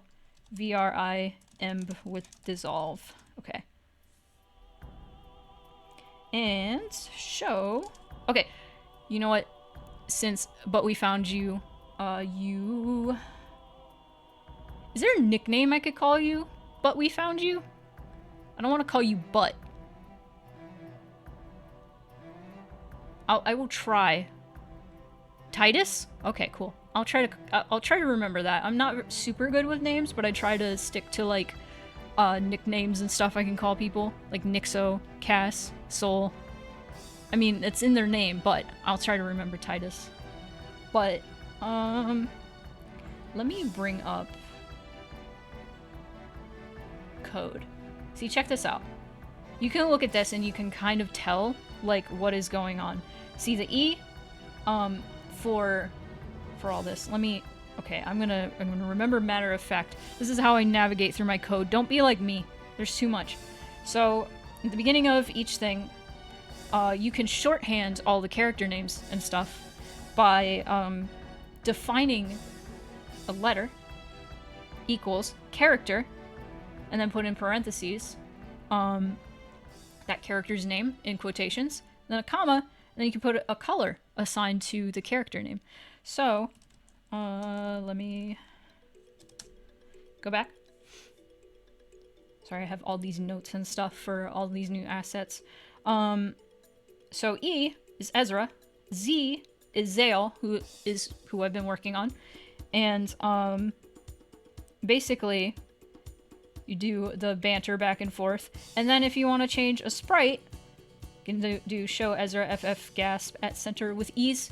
So that would mean wherever she was before, she is now moving to the center with ease. And what that means is just sliding. There's actually like an animation, you know? Using light editor? I think so.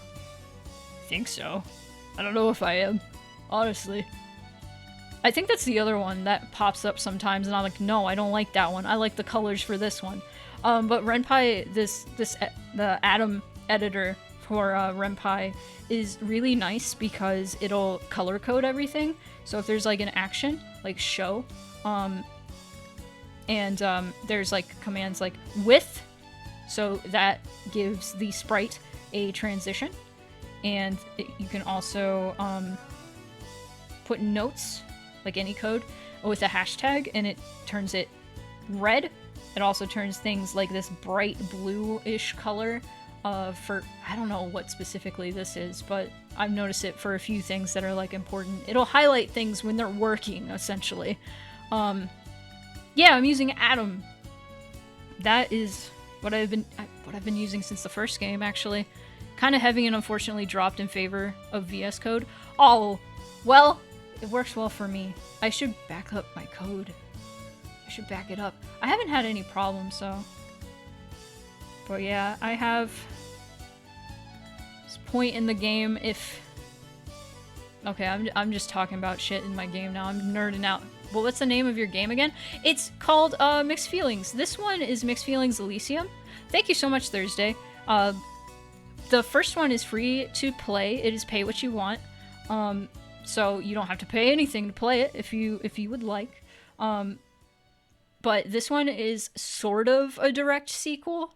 It is a direct sequel. It just... Your character has amnesia, so you sort of don't really remember the events of the first game. Cass, thank you so much. Cass says it's such a good game. Soul tested for it. and helped a lot with some code that I was actually one of the things that they helped with is they said I should use persistent data so the game can remember your name, and I did. I took their suggestion. That really helped, and I'm using that again in this game, just a little later down the line. But yeah, thank you so much for asking. Appreciate that. But yeah, it's called Mixed Feelings. This is the sequel. I want to say more than halfway done with it, because all I really needed to do was make the bulk of the assets, and now all I'm doing is, you know, like changing outfits and stuff. But yeah, I just wanted to bring the Ren'Py code up real quick to show just how like digestible it is and how easier than most code it is. Like, you can look at it and you can tell like what's going on. Oh no, Adam is actually dead. Uh-oh. Uh-oh. Okay. Matter of fact, Zale. You know what? I'm not gonna do that. Hold on. I'm gonna get rid of my tablet. I've been on it too long, and I'm not actually on my tablet. Forgot to mention my partner is literally in coding school, so he could help me. Hey, that's relatable. Because Case didn't really like go to school for coding, but went to school for like IT computer stuff. So a lot of the times I will have issues with things, and I have to ask them and be like, hey, help, I'm computer illiterate. Help. Show Zale SCQT gasp with dissolve. Hide Zale with dissolve. Okay. Hide Zale with dissolve. Oh, that's another cool thing about the way Ren'Py works. It uses Python. I don't know if this is just a Python thing or if it's just coded like in Ren'Py. So, because of the way I name my sprites, I have the character name in front, and then you have like the whole code for the rest of the sprite, or how to identify the sprite after that, right? There's a space between the two.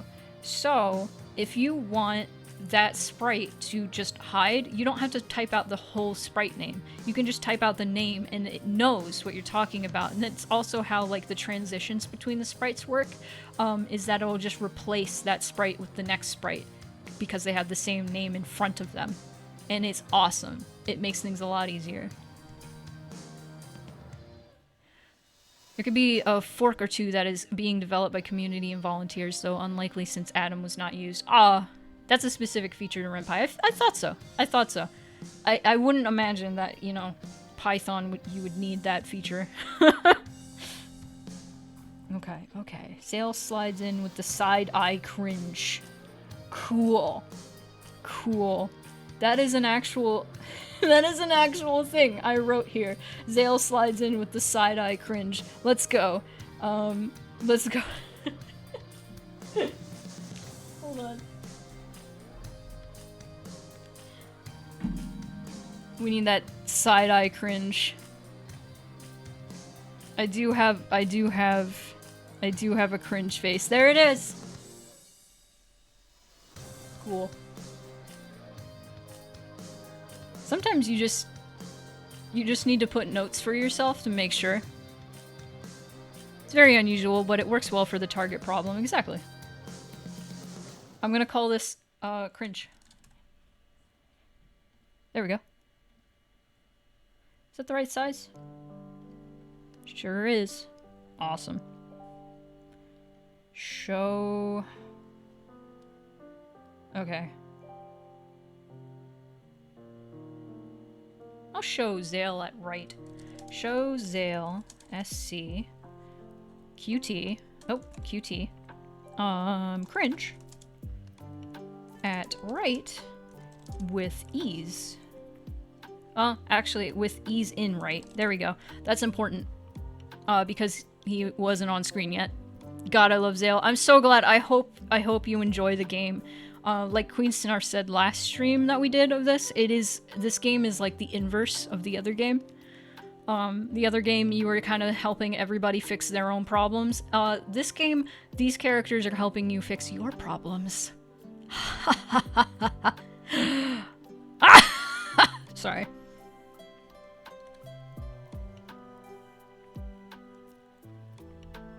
Don't even know him, but that's my Blorbo. He's cringing. Oh, that's funny.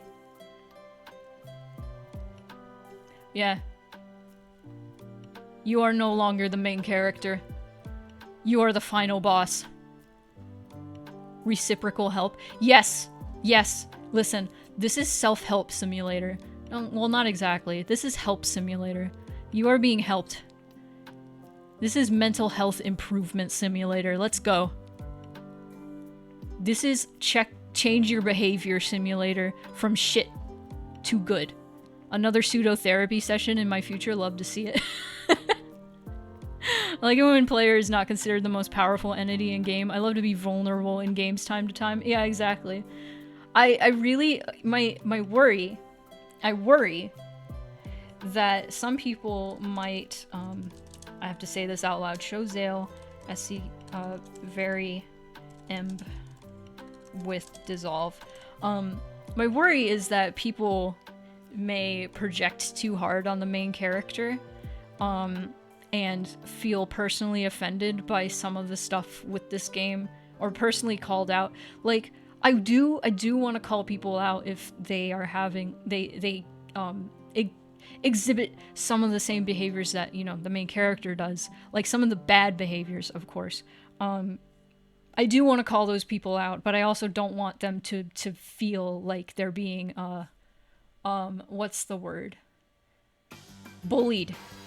I really don't want to listen to Space Channel 5 music right now for some reason.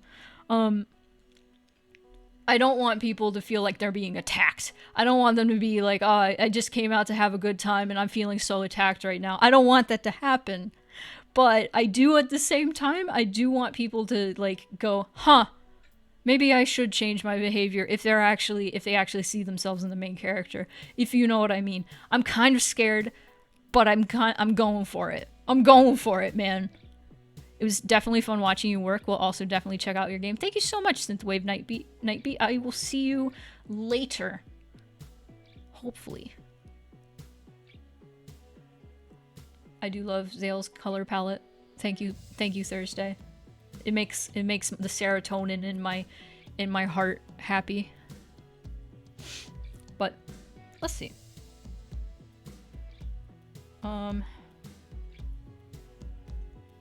How should I hide Zale in this scene? Should he slip out of existence? Or should he dissolve out of existence? Hide Zale with ease out right. There we go. Nixo, enjoy your gift sub. Queen Snarf, hello. We were just talking about you. How you pointed out how this game is the inverse of the first game. It looks comfy. Oh, Soul, enjoy your gift sub. Thank you so much. Sneak attack. I do like how you announce your presence, Queen Snarf. It's incredible. Also, I have bit tier emojis. I don't know if anybody noticed. I know Queen Snarf definitely noticed because Queen Snarf, a lot of them are exclusive to you so far.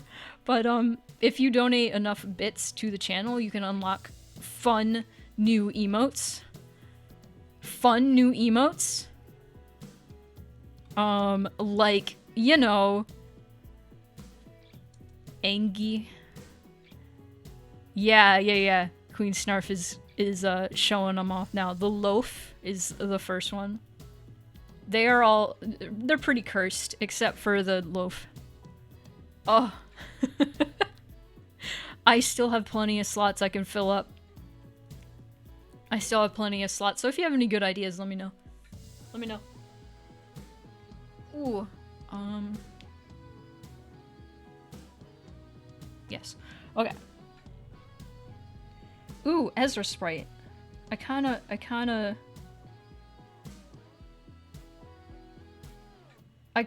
wanna do, I think that's, ooh!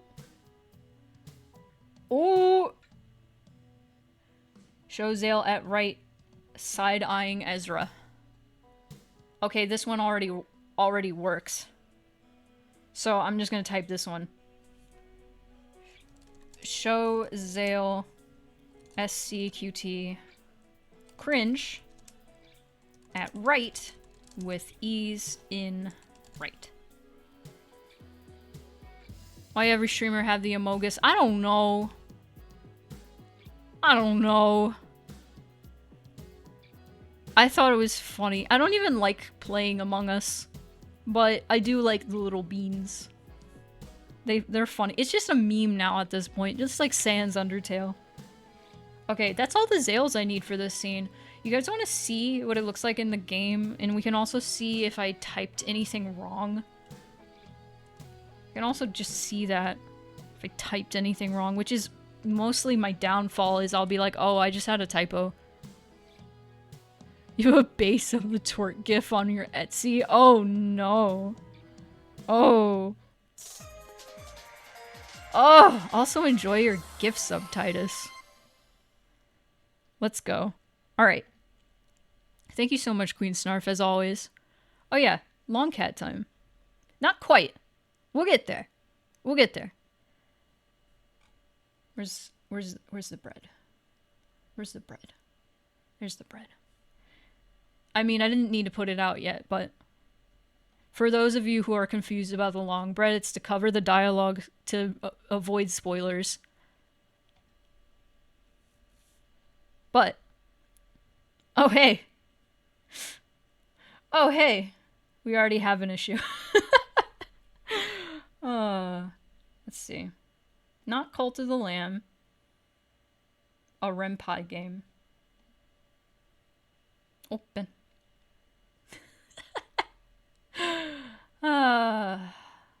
Which line is this?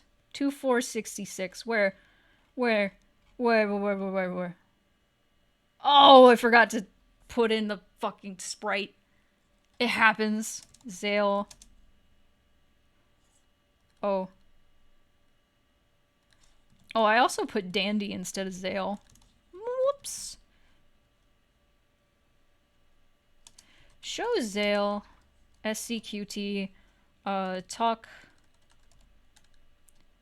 Talk with dissolve. Okay. Okay. Alright. Save that. Save it. It's very bright now. Yeah, no, I tried to open the game and it said no. So let's reload. Yay! Oh, it's too big. Let's go. Okay, it's not gonna fit the screen perfectly, but you know, that's fine. There we go. Alright. Let's go! Let's go! Alright, let's find a good place. Oh, it's Ezra's. Okay. The menu's broken, but like I said, that is not because the code... That's because I don't have all the triggers down for the buttons. So this is what I'm talking about. This is what I'm talking about. This is what I'm talking about. This shit happens. Okay. Let me move this. Is that still good? Yeah, that's still good. Alright. Let's skip. So we're over here. Oh, I actually have the audio cues in. Okay. Neat. Oh, this is, if it's weird that Ezra's to the left right now, it's because she is talking to, NPCs, which are, I'm gonna open forms, or open up a form, probably for the rest of the NPC cameos. Incorrectly termed, or incorrectly called NPCs. Everybody in this game is an NPC except you, the main character. But I can even show you. I just call them NPCs because it makes it easier for me. Ezra right now or this character is calling themselves NPC 2. So, you know. So there will be cameos on the right here, and she's talking to them. And, here comes Zale. Yippee! Oh my god, they look so cute. They are, oh my god, they are best friends. Oh shit. Oh, I didn't enter a name. Uh-oh. There's an Easter egg in the game if you don't enter a name in the first one too. You can just press enter. For those of you who want a secret bonus Easter egg.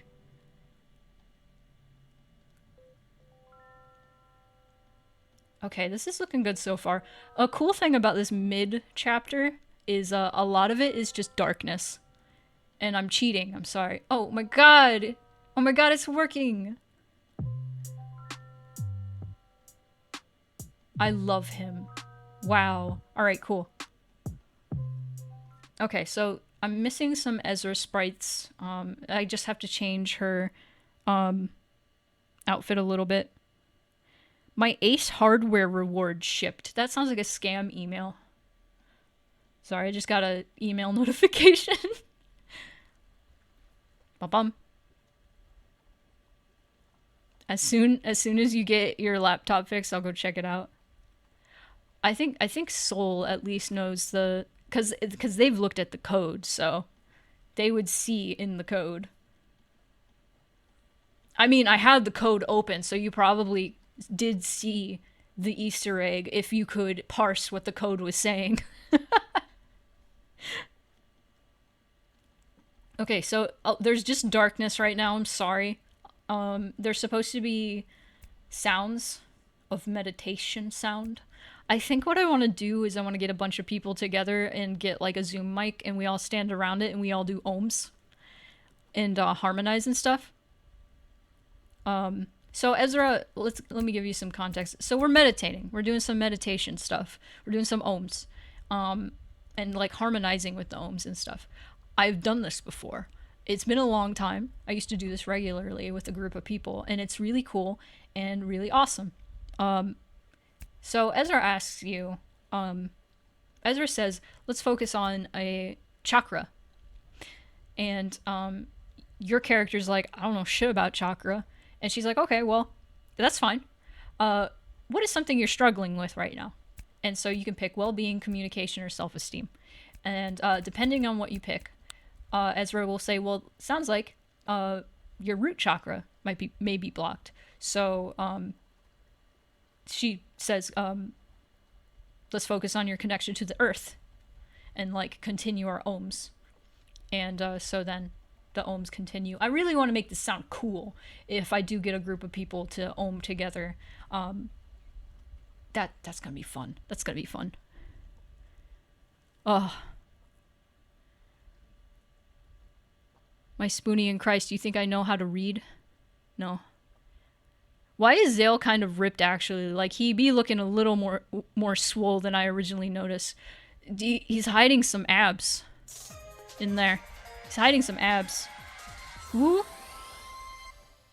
Thank you for gifting a sub to Punk Moogle. Also, hello. Hello, Punk Moogle. Welcome back. Okay, and so then you do some meditation focusing on your chakra, and then you wake up, and it's dark now. And, okay, I'm actually going to read this. Because this is a little treat for you all, because you all are super cool. And I'll show you a little bit. No true spoilers here, because this scene doesn't really continue on much longer. There's everyone gone. Oh, they've all left. I don't know if you remember, but you sort of went into a trance. You started hovering off the ground and your eyes rolled at the back of your head. You started screaming backwards. Wait, really? Don't listen to her, she's messing with you. Come on, Zale, let a girl have fun. As you forget, you have resting nice face. It's hard to tell when you're being genuine or not sometimes. Oh, I didn't forget, that's exactly why I do it. Of course. Clearly I misjudged you. I need to give Zale more variation. Clearly. Oh. I should have had the bread up.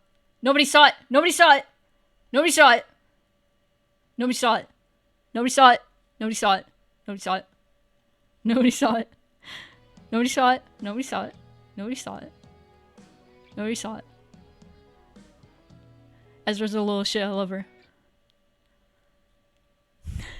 I didn't see shit. Good. Good. If somebody wanted to go back and then, like, pause as quick as possible. I looked away, showed again. No! No! We're good. Okay, what variation? Let me look through this script. Zale was not changing enough. Okay. Let's see.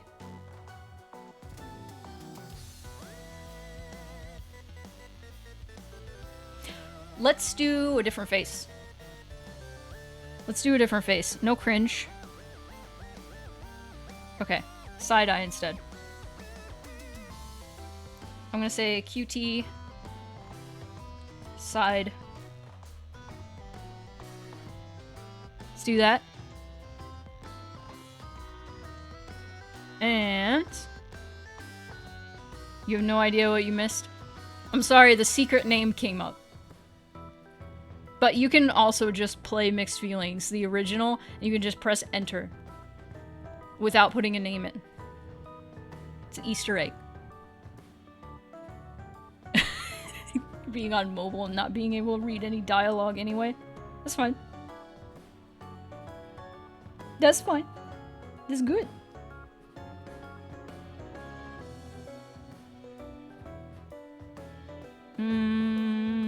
Okay. Let's put side instead of cringe.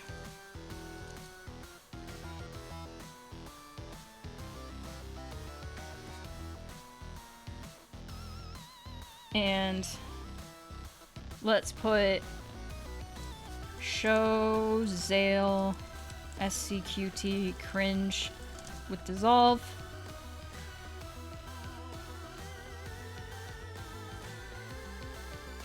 And I want to do a sigh. I want to do a sigh.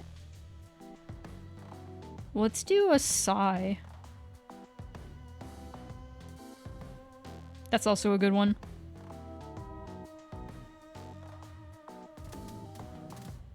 Oh, I forgot about this variation. It's just slightly squinting.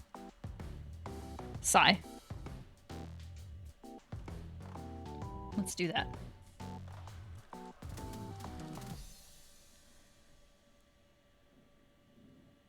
Just add more thirst trap characters to get me invested because it's working. I'm sorry, I only know how to design thirst trap characters. That's the only way.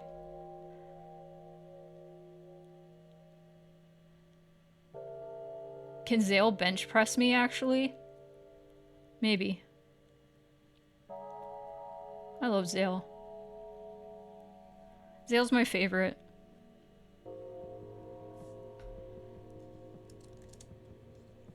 Show Zale, SCQT, sigh, dissolve. Show Zale, SCQT, talk with dissolve.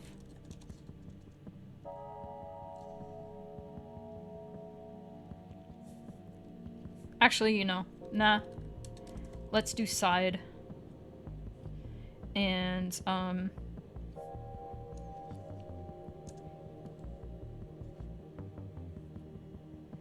let's do show Zale SCQT talk dissolve,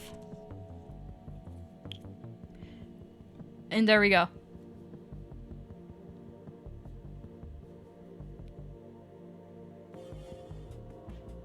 What?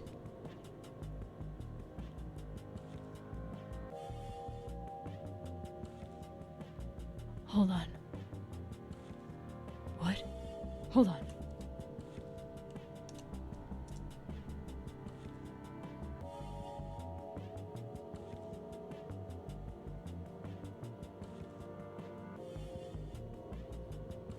Is that an Undertale song? Is that J-Pixelation, is that what that is? We're listening to Yume Nikki.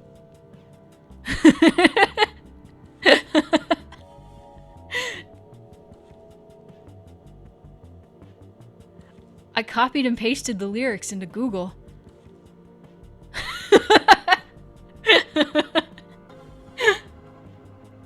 That's how you do it. Welcome. I was just confused. I was like, what does this mean? So I had to look it up. Is it like a fan song? What is it? Now I'm curious. Now I'm invested. Putting you on the spot. Tell me more. Tell me more.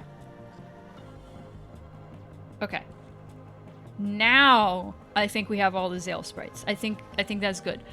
How do you guys think? I am using Ren'Py. It is spelled Ren'Py, like that. I wouldn't call it an engine. Also, enjoy your gift sub. Thank you so much, Queen Snarf. And Rory Gamer, enjoy your gift sub. Thank you again, Queen Snarf. Ah, scream. Scrim! Okay. We are good on this front. And thank you for the follow, Rory. Enjoy your stay. Let me save this as Zale Sprite. There's the fishman. There's the fishman. Okay, now we're gonna move on to Ezra. Ezra. There she is. Is she also small? As in, like, yeah, damn it. I keep accidentally saving these sprites as not the full image. No face. Okay, we're gonna do a new face. Let's do a new face first. First thing. And also let me bring up my tablet. Tablet. Drawing.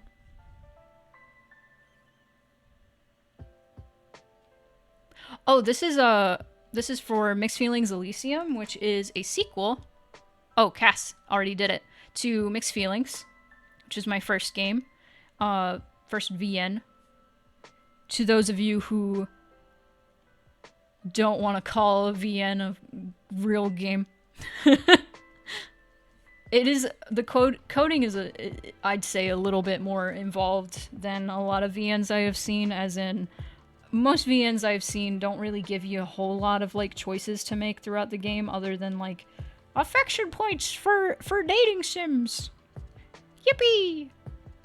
This one, there's actually a lot of, like, story branching and stuff. A whole lot. I do a whole lot of story branching in this. But yeah, if you are looking for some emotion, a roller coaster of emotions, the game is called Mixed Feelings for a reason. It gives you many, many complicated emotions. That is my goal. Ooh.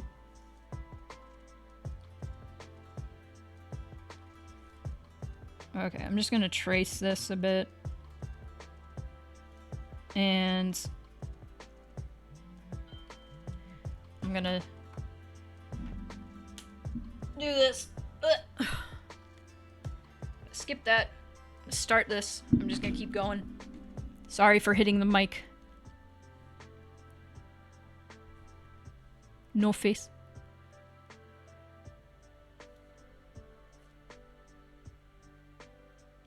Oh, heck. But yeah, all the characters are Chimera. Mental pin board of buff baddies that I aspire to be like. He's joining the Korra, the whole Armstrong family, Adora, and others that have since slipped my mind. Zale just is toned. Zale isn't like buff.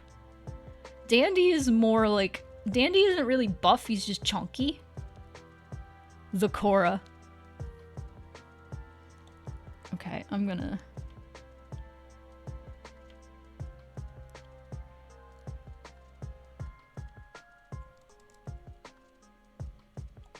You know what's funny? So this game, spoiler alert, grabs from your computer's name. And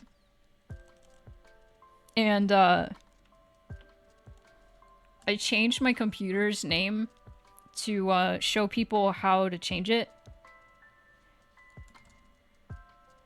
And I changed it to Blorbo, and I keep forgetting about it.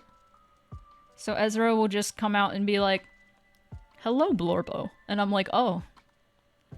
I trust Dandy too. I was thinking about him a lot today. Oh yeah, Zale. Dandy gives good hugs for sure. Zale also. I think all of them would give good hugs. I don't know about Ezra. Ezra doesn't seem like a huggy person, but...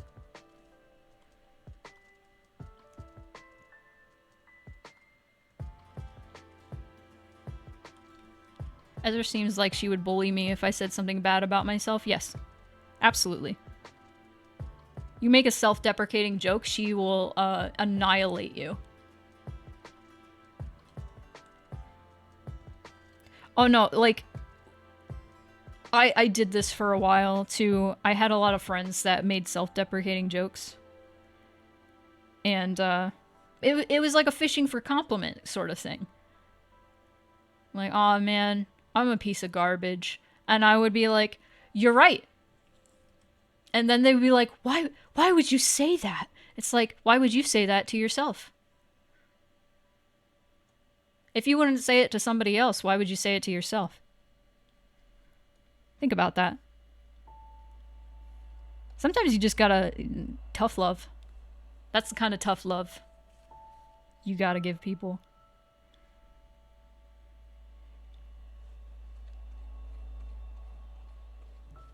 I think that's a productive way to tell people to knock it off with the self-deprecating jokes. Ezra doesn't seem like a huggy person, but those gifted with the privilege, they've ascended beyond this realm. I can accept that headcanon. She's very soft. She looks very soft. Doesn't she?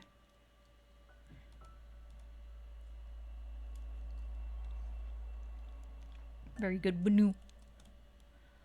Very good, Banui.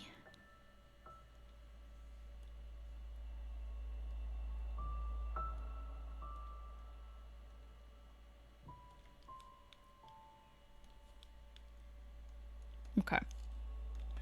Let me do this. Oh! No, that's not gonna work, honey.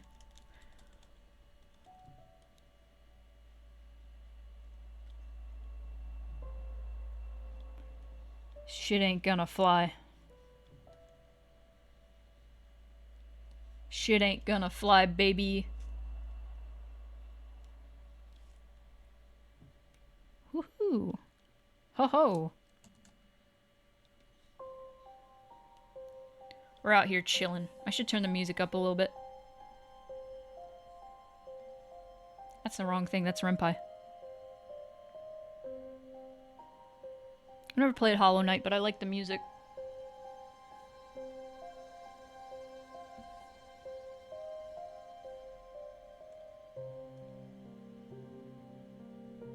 Here we go. Let's do that.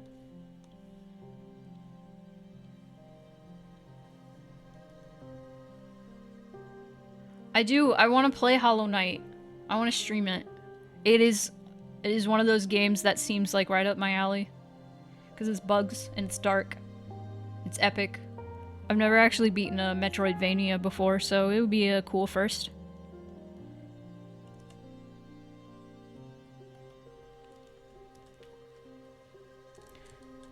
I'm gonna call this face peaceful.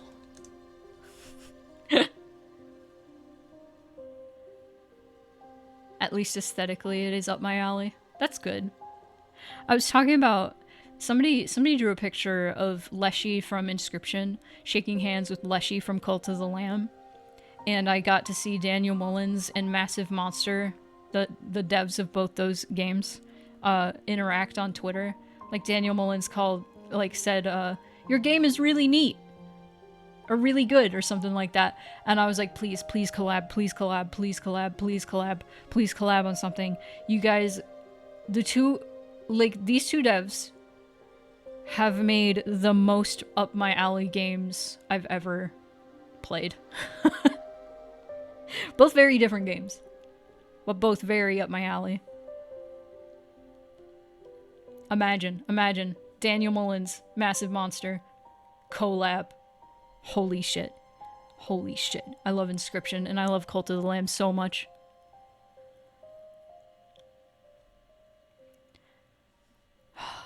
Okay, so in the script it says she puts her hands together. I don't want to draw her putting her hands together, but I guess we should.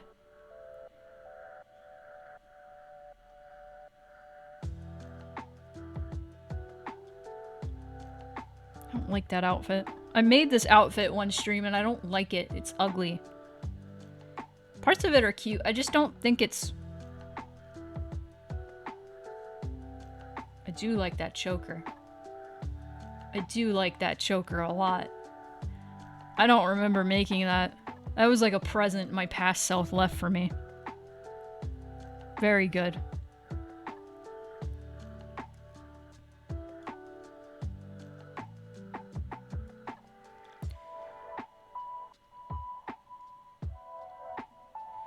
Hello? There we go. Okay. There we go. Okay. Ugh, I have to draw the arms in front of her.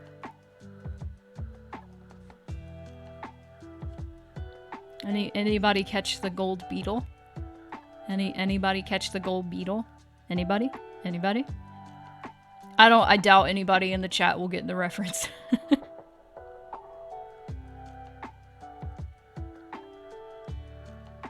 Oh no, bald. Okay. Let's see.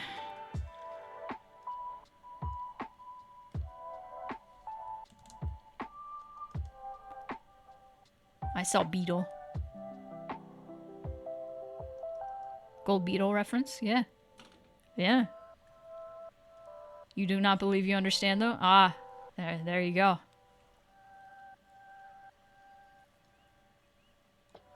It is not Buzzified. But it is related to Buzzified. Go read Pan. Go read Pan. No.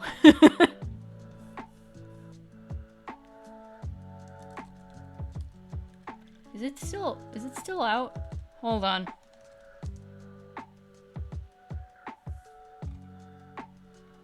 Is it still function? I don't want to link something if it's like...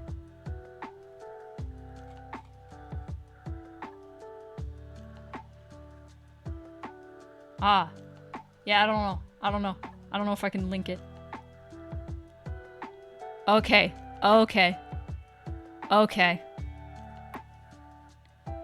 Alright. Yeah, the they? Oh wait, no, is it they? No. I think it is a reference. It's not Anglic, it's just the symbol. It is a reference to the they. The? I don't know how to say it. It is that. Hold on.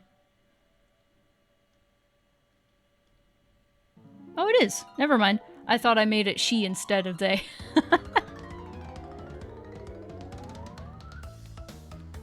Do do do do do. Do do do do do do do do do do do do do do.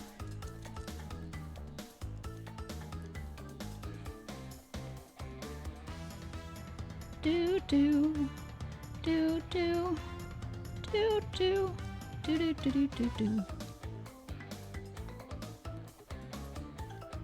Did you know the composer for the Crash Bandicoot games, or one of the composers, is Mark Mothersbaugh, who also did the music for Rugrats, among many other things. He was also a band member of Devo. If you don't know who Devo is, they're the ones who sang Whip It Good.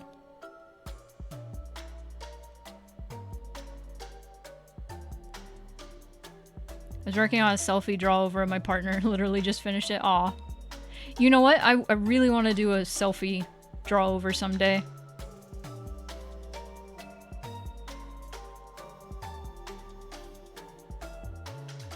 the passive effect of just looking at Ezra makes you want to work on something. It's true.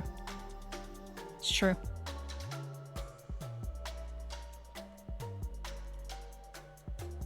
Okay. Doing the arms in front. So I have to sketch these out. Dun dun dun dun dun. Dun dun dun dun dun dun dun. There was one time... Thank you so much for the follow, Ethan Graham Phillips. Get ready. Brace for impact. Oh god, what was I saying? Oh god, what was I saying? Okay, no, I need to move this arm, the elbow out. Oh jeez! You guys hear that? That was thunder. If my connection goes out, that's why.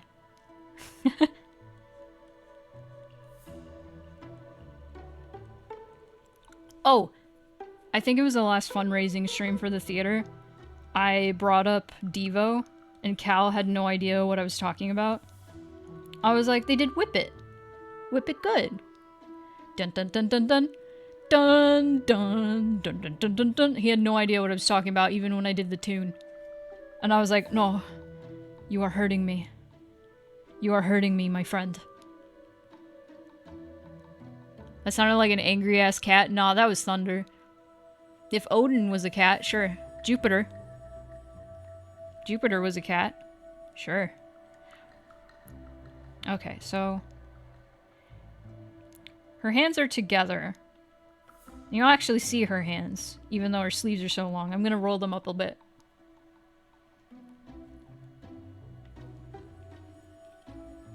Yeah, let's do that.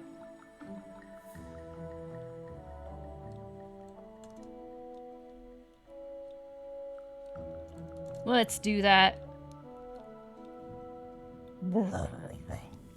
I hate thunder. Jupiter is a bird, you're right. Jupiter is many things. I think it's so interesting that the archetype of like a thunder god is like...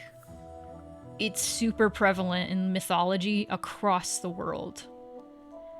Like everybody was like, ooh, heard thunder and was like, that's a god. Makes sense.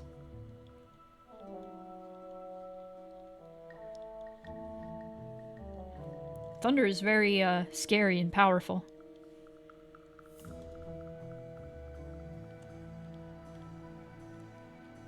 Also, I'm gonna do little.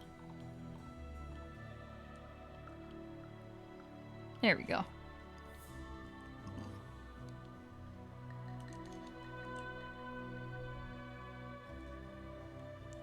It was raining this morning, on and off. But now it's scary thunder time. Always wear a mask in a thunderstorm. Is this a joke that I am not understanding for some reason? Or are you sincere? Explain. Explain this to me. It's a joke. I'll understand someday. Explain your joke to me, soul. I demand it. I'm just kidding. You don't have to.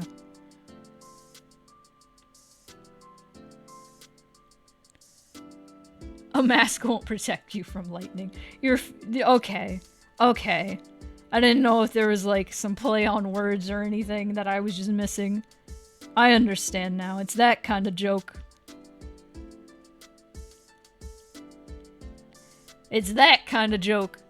I wasn't sure what the angle. I have too much faith. I wouldn't call it a non-joke. It's close. It's close.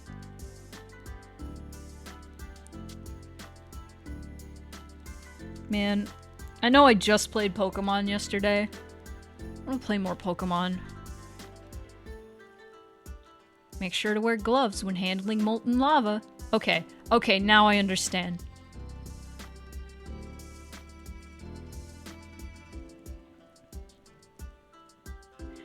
Same energy as the duck and cover drills during the Cold War.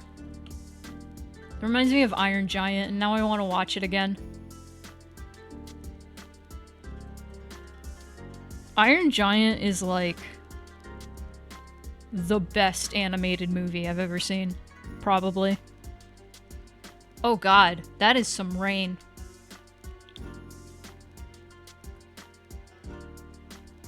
Oh, the tornado drills. How? Okay.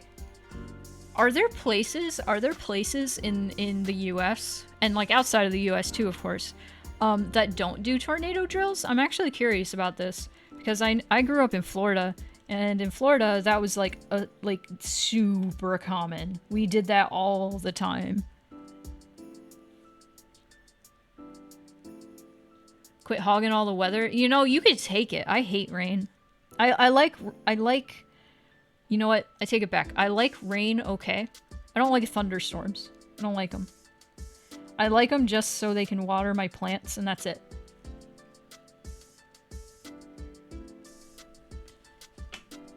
Nano drills? Did I say nano drills? I meant tornado. Am I saying weird things? I'm tired. Never done a tornado drill? We do earthquake and fire drills in California, which sounds about right. You know, that makes sense. I've never seen a tornado, but I have been in an area where 14 tornadoes formed on the same day. And, you'd think I'd be immune to, like, scary weather. No! Now it just scares me more.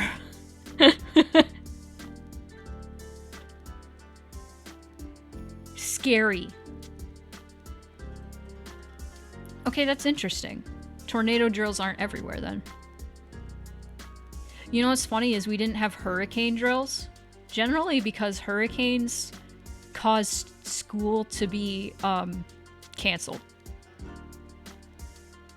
You'd think tornadoes would get the school canceled, but tornadoes are unpredictable. Hurricanes you see coming like a week in advance.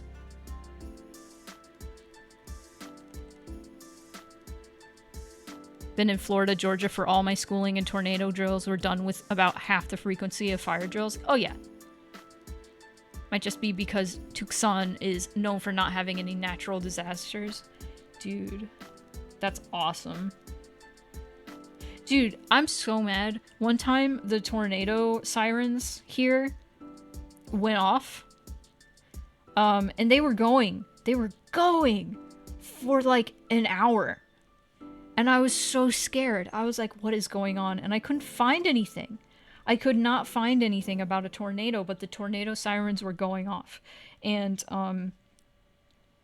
when the tornadoes sirens are going off, other than like when they're being tested, that means find shelter. There is a tornado on the ground right now. Find shelter or you will die. NATO. I see. Okay, I understand now. So I was just like in an inner room, terrified, like, oh god, what do I do? What do I do? There's nowhere to hide. Do I go in the theater basement? What do I do? Oh no, I don't know what to do. And so it turns out the tornado siren near us, closest to us, got struck by lightning and malfunctioned and was just going off. And that is what happened. And that pissed me off. That sucks. Let's see if I can just draw a hand. A vivid memory in elementary school of when a fire was close by to my school, so the skies were just brown and it was raining ash. We stayed indoors for days like that, called it Smoky Day Schedule.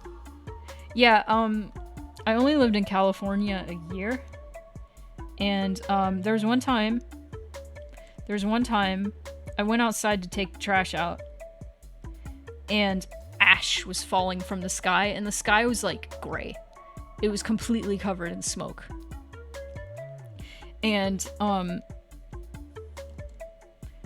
I just remember having the terrible thought, this is never a good thought, wow, it looks like Silent Hill.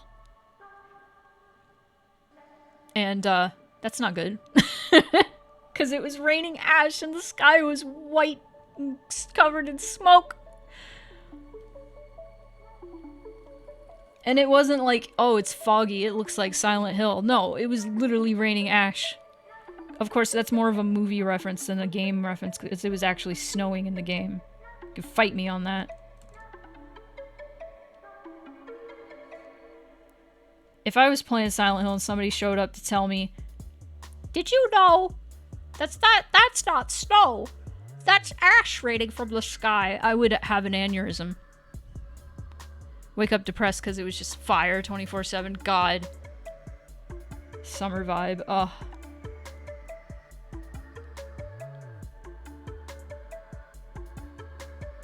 Okay, this hand shape bad.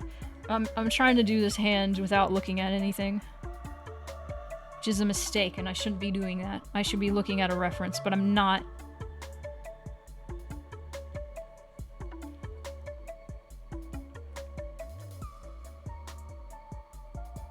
Ooh, you know what print I should sell at MFF? I don't know if anybody would buy it, because nobody has played this game yet because it's not out. Let me open it. Let me get it. It's one of my favorite things I've ever drawn. This one. If you've never seen this before, here's my Ezra print.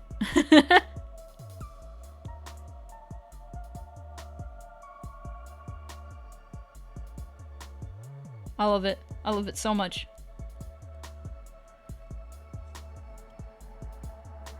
Oh god, this hand is bad. Oh! I'm gonna take a picture of my hand and then look at it.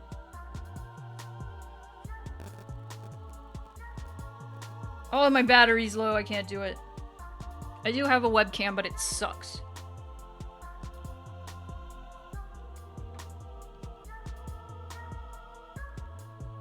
I love her. Did I tell you guys, originally her name was Esri, and then I kept calling her Ezra on accident, and then I was like, you know what? Apparently that's her name because she keeps making me say Ezra instead. Found out Esri is the feminine form of Ezra. Ezra is the more masculine version of that name. It's a biblical name. So I was pissed. But I'm like, I'm in too deep now. This is her name. This is her name. Everybody knows her name. She says it. In a game that I published. I can't go back and change it. Esri doesn't fit her.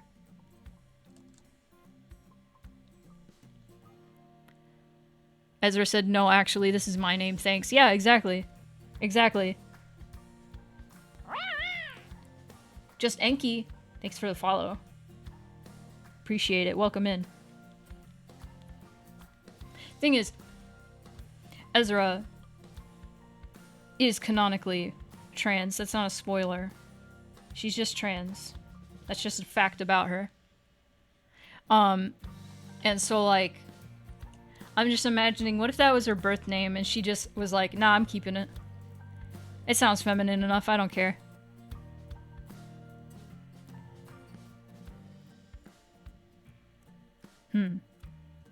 Okay. What I am learning is I need to be more... I need to show less of the hand to make this make sense. Okay.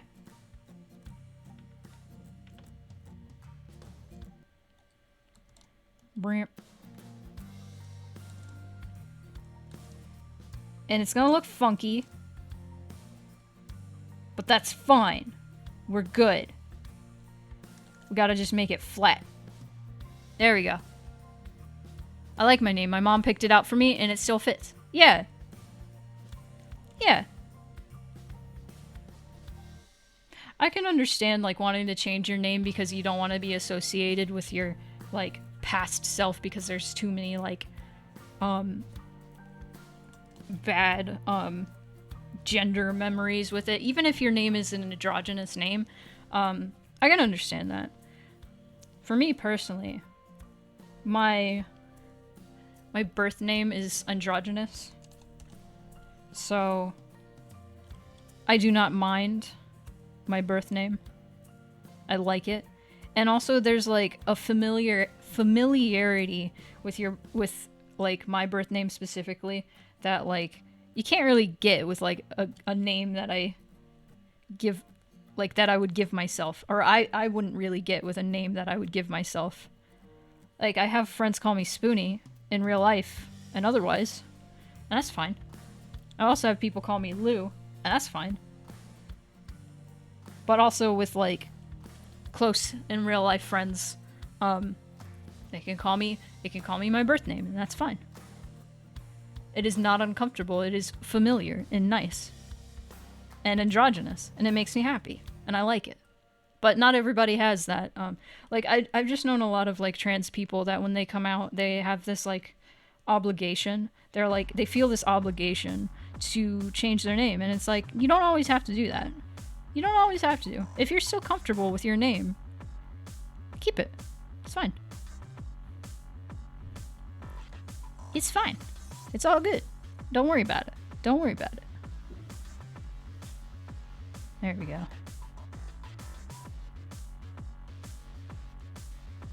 Ezra definitely seems the type that is like down to clown with embracing the entirety of her life experience with no judgment, and I love that she's able to do so.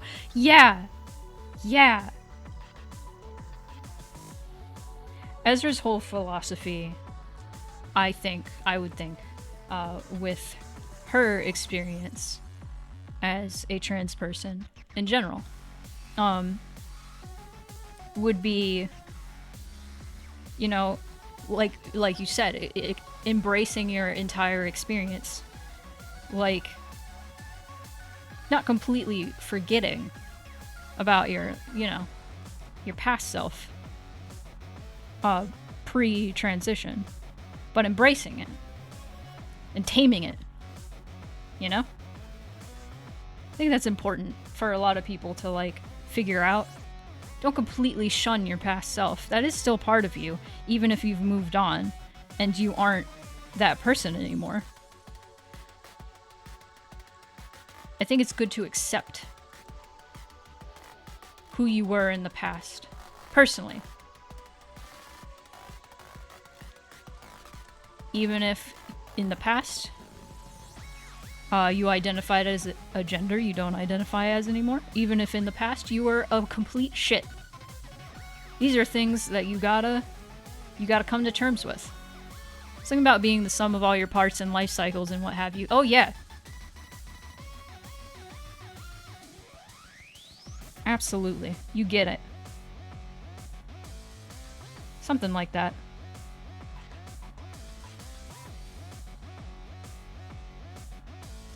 Ugh, I gotta make sure I'm not getting messages about food. I didn't order food. We're having food. Here. Tonight. We're having mole. I'm so excited. I love mole. Oh god. That was right next to the mic. Not right next to the mic, but yeah.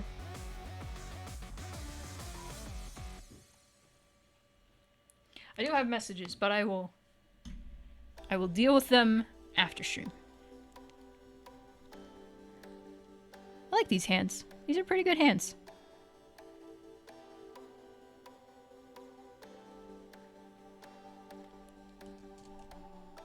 Also, yeah, there's a transmask musician I follow who's been out for a whole year, and people are still asking him when he's going to change his name, like, my brother in Christ is not a necessity. Yeah. Who in the chat has had mole? Capri, I can tell you've had mole because you know how to spell it.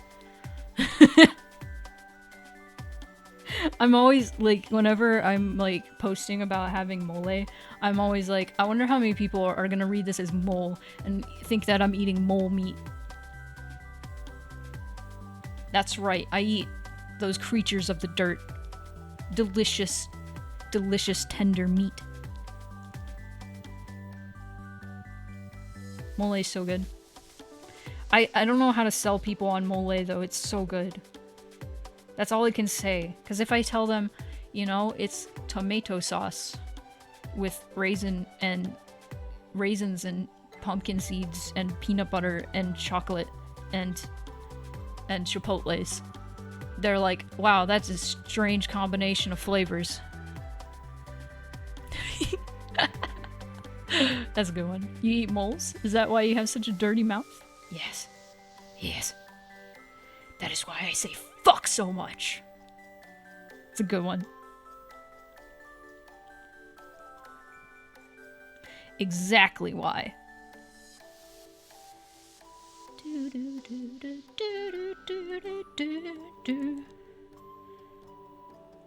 Oh, I did the whole arms. It's fine. I don't think I'm gonna draw her in this pose ever again. Just this moment.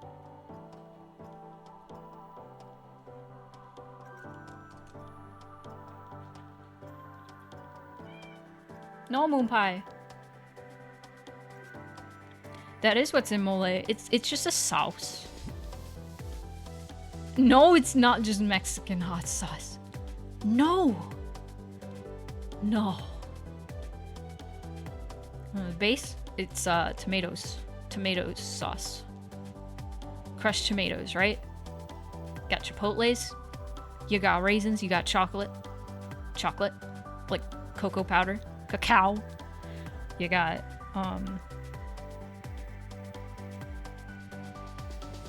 sometimes peanut butter. The interesting thing about mole is there's like, we have learned there are several different ways to make it because it depends on like what region of like Mexico you ask, like, hey, what do you put in your mole?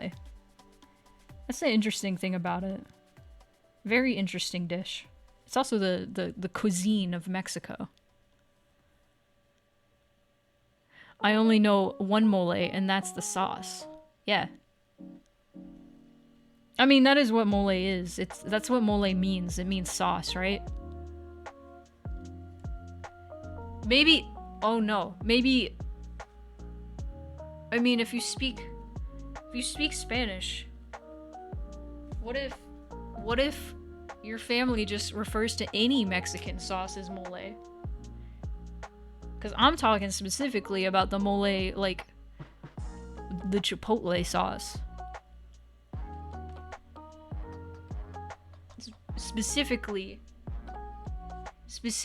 the chocolate chipotle sauce is what I'm talking about. The savory, spicy chocolate with raisins and pepitos. Pepitas, not pepitos. Pepito is the cat.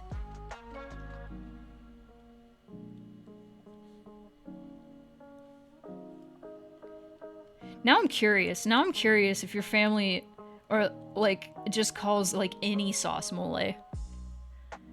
Pepitas. Pepitas, so good.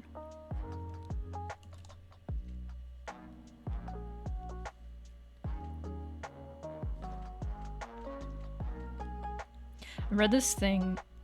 I don't know if it's actually true or this person was just making bullshit up. They don't call any sauce mole. Okay, it's like, it's a specific sauce. Specific. It is a Mexican sauce. So, you know, you aren't wrong. It's not a specific, I mean, it is hot. So I guess you could call it hot sauce.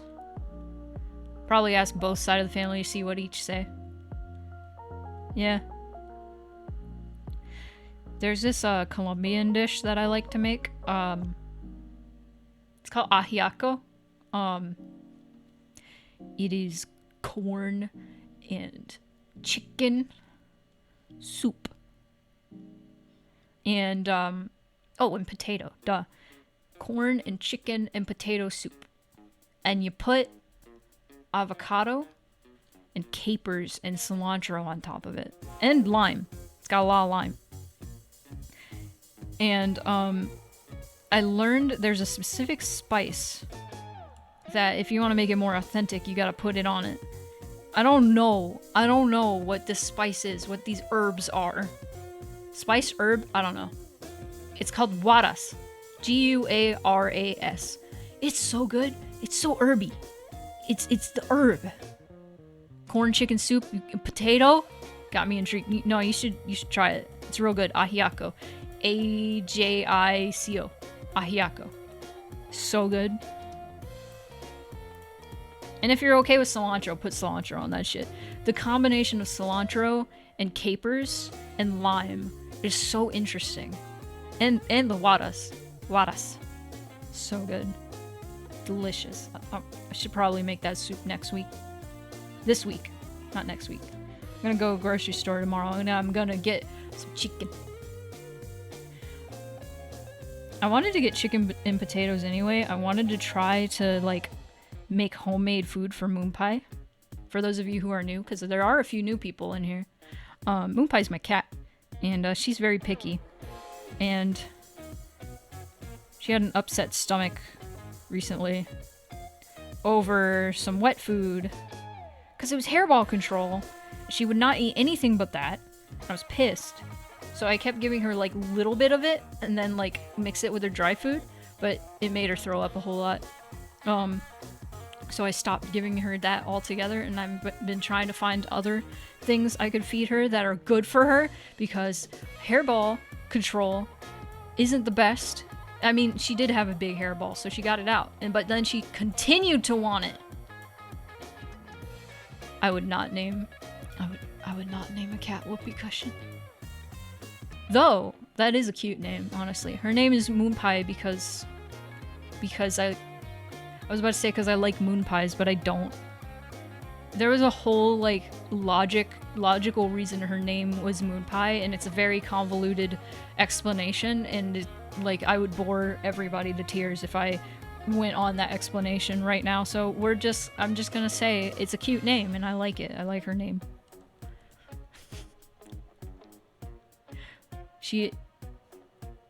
Yes. I'm one of those freaks that has the coriander cilantro soap gene but still likes it. Are you like, finally, I can finally eat soap. I can finally eat soap. And nobody will judge me for it because it's just a leaf. Are you one of those people that you like looked at a bar of soap and you just really wanted to take a bite out of it, but then you found out cilantro just tastes like soap and you're like, oh hell yeah.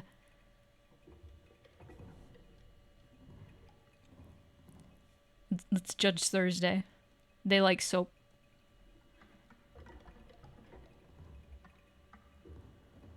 Soap is yummers. I ate soap as a child. That explains everything. That explains everything. I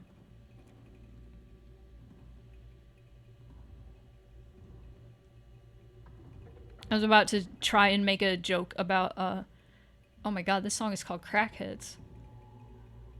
Wow. What does that mean? I gotta play Little Nightmares 2.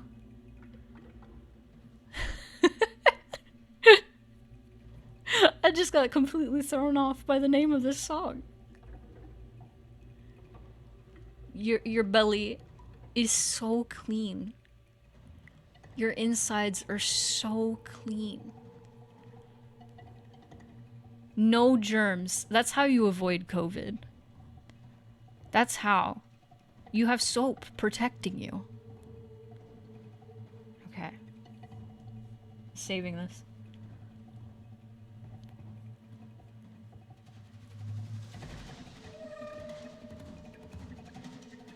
This song is scary. Milky Way's not as scary. Okay. My tummy is so fucked up, and it's probably because I ate soap as a kid. I almost read soup. Oh. Ezra, I don't have a clothing variation term for you. I'm sorry. FF. Prey. Final Fantasy Prey.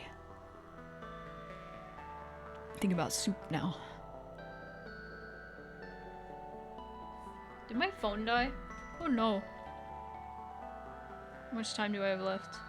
I have 15 minutes. I'm gonna go on for like 15 more minutes and then we can chat about cool things. It'd be great.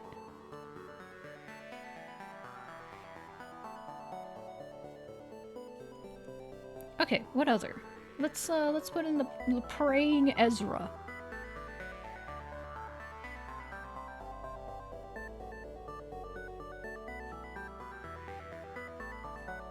Show Ezra FF Pray. Final Fantasy Pray. And then we can change her face.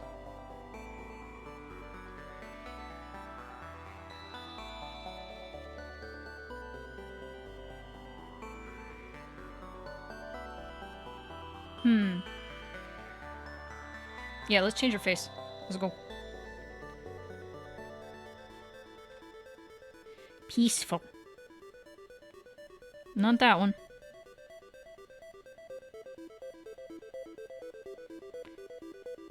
Just that one. That works.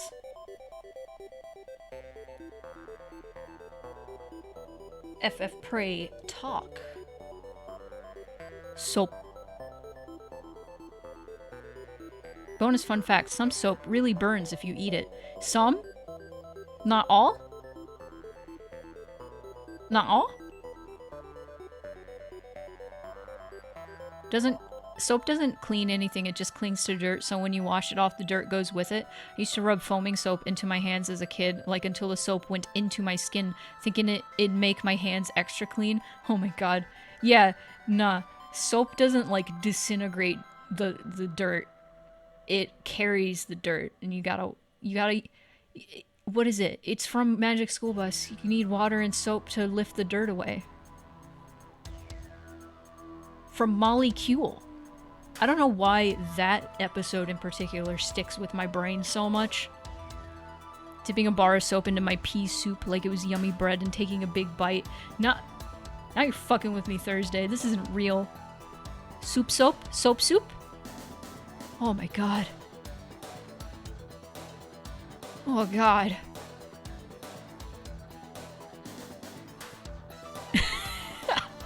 What is happening in my chat right now? It's incredible. You guys are amazing. You guys are so funny. You're funnier than me. How dare you be funnier than me, the streamer, in my own chat? I'm just kidding. You guys can be funny all you want. I can just steal your jokes and clip it later. Sorry.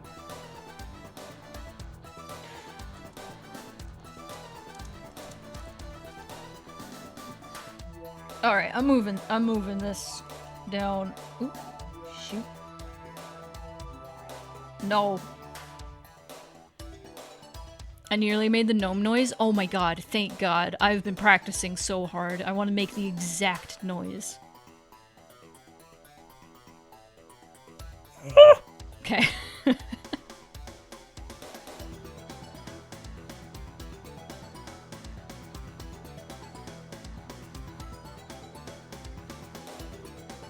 Okay. I can put show Ezra FF Pray dissolve. Oh! I separated talk from the rest of it. That's not how I want to do that. Okay, one more variation. Actually, maybe... Hold on 1 second.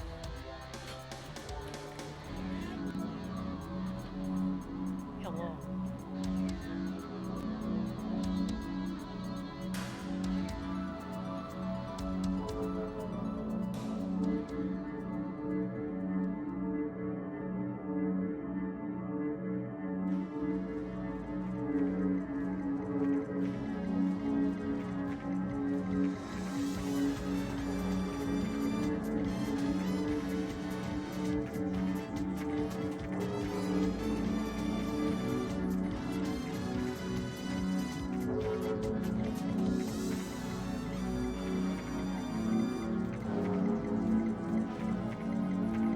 Said no more Space Channel 5. Also, it's playing at the same time as the Silent Hill music. No.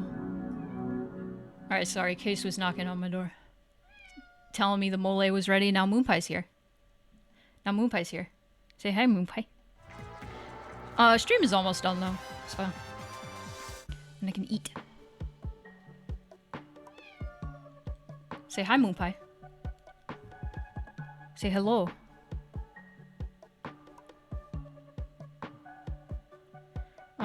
So the variation I want to do is quite simply the peaceful face, but with the talking face. Right? So, I'm gonna duplicate this. This looks scary right now, I'm sorry. So, what I'm gonna do is I'm gonna copy this and paste it over this, and in the meantime, delete that.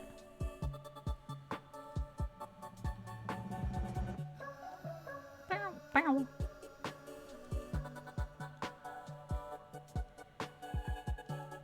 Okay. Okay. I'm gonna save.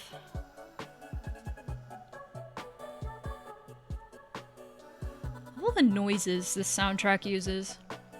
A lot of it's just like voice stuff. It uses instruments. It's great.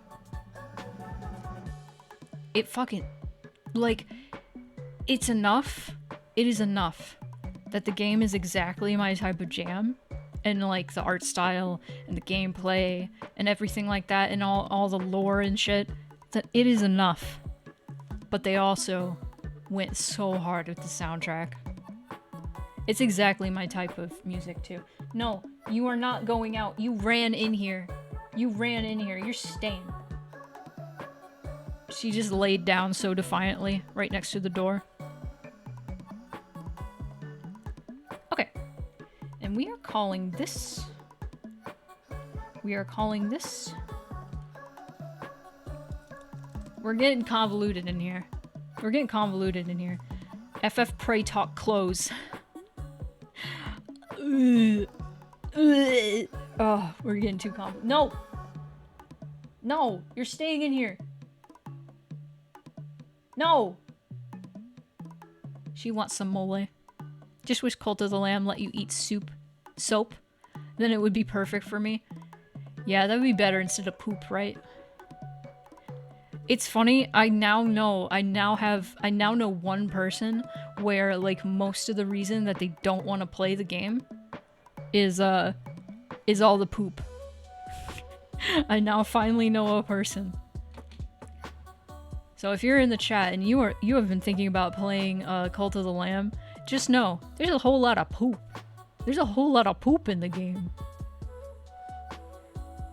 See, like, when I was, like, early 20s, late teens, any, like, poop or fart jokes, I was just like, ugh, it's so childish. Bottom of the barrel humor.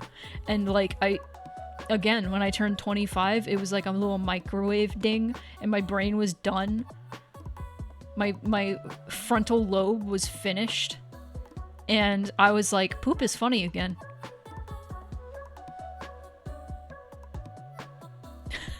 And you're right. And the characters can eat the poop and have a fetish for it. You're right. I can't believe Automod caught that. I have 800 plus hours in Binding of Isaac. No amount of poop can deter me from gaming. Yes, fair. That's fair. Alright, let's put this, Show Ezra FF Pray Talk Close. And then she opens her eyes. FF Pray Talk with Dissolve.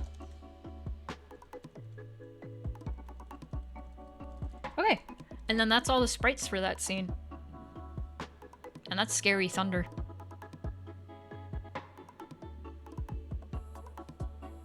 That's Scary Thunder. I don't know if anybody can hear it. It was kind of just rumbly grumbly thunder.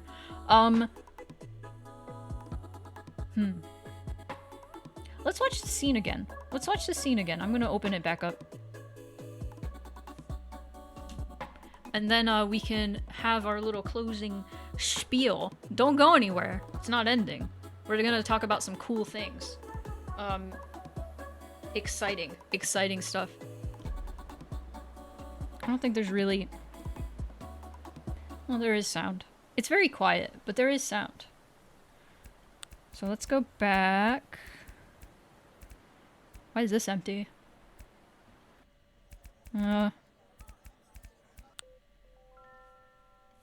Alright. Hey, Ezra. Let's go. Oh, you guys want to see my fun little outfit? Fun little outfit. Oh, thanks for the water, Rory. Hold on. Hold on.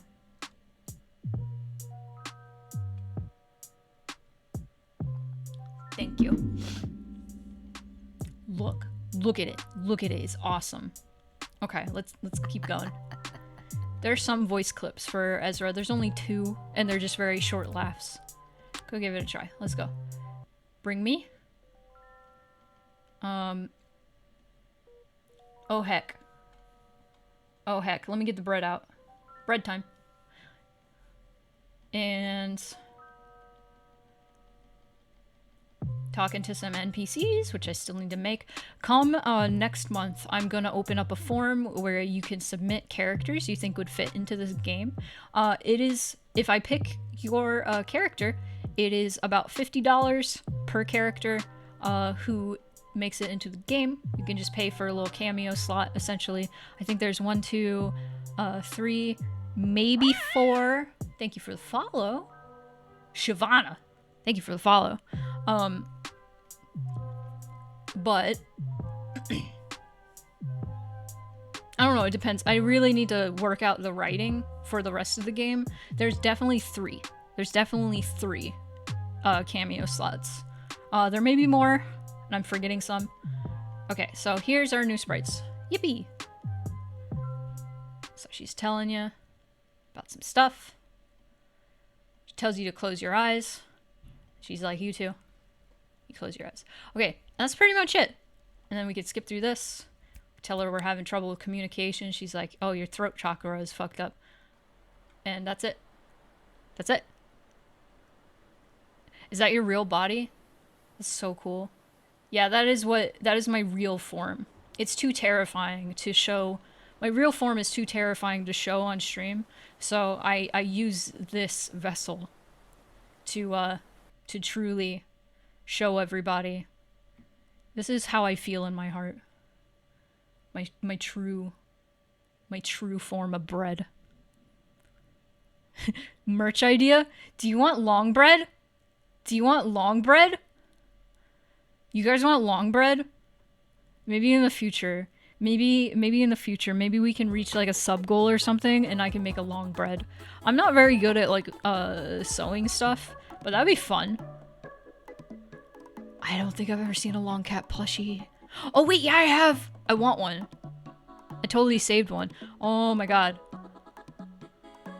Long bread sticker. Oh my god, that'd be funny. That'd be hard.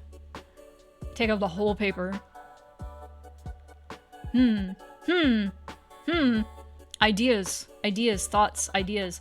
Okay. Let us talk. Let us talk about cool things. Fun things. Oh, I already showed the clip of the week yesterday, but there were a lot of new people in here, so let me show the clip of the week from last week again. Let's go. Yeah. This is from Pokemon. I'm gonna drink some water. Amazing. Oh my god. Don't disappear. Don't do that. Stop. She's shy. No. She's so shy. She is so shy. Leave her be. Stop! Why do you keep descending? No! Alright, she's good now. OBS just kept making her descend whenever I was trying to resize her. I don't know what the deal is with that, but that was from the Pokemon Blue Lock stream, and that was a whole lot of fun. That was a silly little moment. I really like those Pokemon streams. I'm excited for them to come back, but next month we are working and focusing entirely on game dev. It's all game dev streams all the way down, baby, all September. Luxray sprites have gravity. This is known. Oh, that's right. I should have known. Electricity has the magnetism. She refuses to be resized. You're right. Oh man, I lost the bread. I lost the bread fan art or meme image. But if you have fan art, I will show it at the end of my streams in this little deal-a-mabob at the end of the stream. So I'm going to turn the music down just a little bit more. And You can post it on Twitter and you can tag me. I'm SpoonyCat on there with 2 T's. Or you can just tag it hashtag SpoonieArts, and I can also find it that way. Otherwise, if you join my Discord, !Discord, you can post it in the fan art channel and I will see it that way. And I will share it here, and I will share your Twitter or wherever you would like people to be sent on here as well. And it is fan art is very much appreciated. I love it. I love it every time. People will ask, can I draw your character? It's like, yes, please do. I love it. And I also love when people draw things in reference to like streams and stuff. It's awesome. It's great.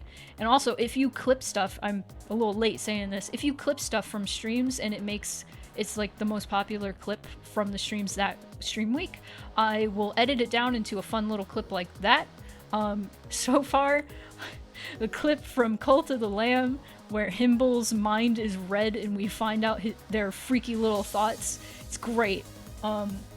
That is the clip of the week so far, but it may be surpassed by something else. So yeah, if you see something funny, you can clip it, and it could be the clip of the week, and I can post it in places. It will be great.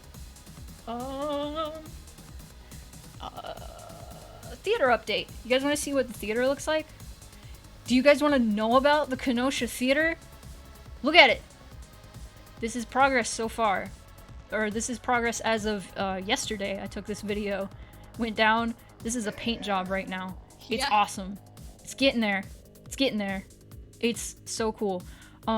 If you would like to donate to the Kenosha Theater, this is my home. It is a nearly 100-year-old theater. It do I have the theater? Yeah, I do. Here we go. Built in 1927. It was a movie palace back in the day, back in its heyday. It had performers like Nat King Cole, Frank Sinatra, all those big headliners and all that stuff. It is now in not disrepair, because we are repairing it. We are doing like a Kenosha Theater restoration project. And if you would like to donate, you can type !theater in the chat like that, like I just did, and you can donate. Any little bit counts. Helps. Every little bit helps, is what I'm saying. Even when we're not doing fundraisers, you can donate to the PayPal, and it really helps a lot, you guys. I just want more people to know about this place. It's an amazing place. Look how gorgeous. It's incredible. And I would love to see it restored in its entirety someday. It is awesome seeing how much the lobby has been restored. But that's what we got in theater updates. But Plimbo, speaking of Cult of the Lamb, my newest Patreon stickers, patron exclusive stickers, are Cult of the Lamb themed. So if you would like to follow me on Patreon, you can type Patreon in the chat. And you can support me for a small monthly fee, if you so choose. You can also follow me on the merch tier. And the merch tier, you get monthly stickers 6 months before they are available to the public. So these aren't even going live on Etsy until like 6 months from now. Seriously. So you guys will, like, the merch tier will be getting those before everybody else. Way before everybody else.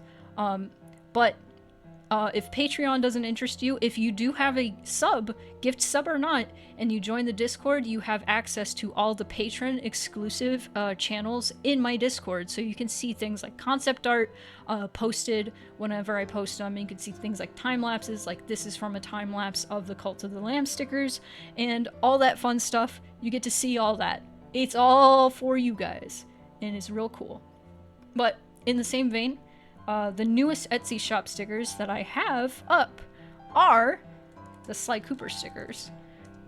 Also thank you for the stretch. I will stretch in 1 second. Let me just finish my spiel. But I got some Sly Cooper stickers in the Etsy shop live for everybody to see. I actually sold the Klonoa stickers today, so that's really exciting. I'm going to be sending those out tomorrow. And so if you are interested in, Currently, I have stickers themed around me. I have stickers of me, and I have stickers of the Mixed Feelings characters from both games, And I also have Klonoa and Sly Cooper stickers. And the better those stickers sell, the longer they're going to stay in the store. And there's kind of like a rotating stock going on. So the ones on the chopping block right now are the Reaper Lou stickers. So if you want to get those before they go away on the 15th next month, really like consider grabbing those. And Nightbot reminding everybody about fan art. But awesome. Thank you all for coming. I am going to switch over to credits and figure out who to raid. Do we have a good raid phrase? We can wiggle on in. We can wiggle on in. Let's roll those credits. Let's wiggle on in. Wiggle on. Oh. Sorry. Oh, proxy. I can get proxy back. Oh my god, girl stream team is playing Garfield Kart. I want to send you guys to proxy. Let's get proxy back. Proxy Proxy raided me yesterday. Oh, I will type out the raid phrase here in a second. Wiggling on in. Where's my wiggle emote? Moonpie, where'd you put it? Where'd you put it? There it is. There we go. Thanks for the fun stream, yippee. Well, thank you guys for coming. This was fun. This was nice. We got a lot done. I got all of the sprites for that scene done, so that is an accomplishment, I think. So thank you all. Thank you all so much. I appreciate you all so much. I will see you Wednesday. We are going to be streaming like 6 hours. And we're going to be checking out that PS1 demo disc, the haunted PS1 demo disc, and also more Cult of the Lamb. I don't think I'll beat it, but I will be playing more of it, and you can join my cult, and it'll be great. Wiggle on into Proxy's stream. Let's go. She's playing Hylix 2, which I want to play.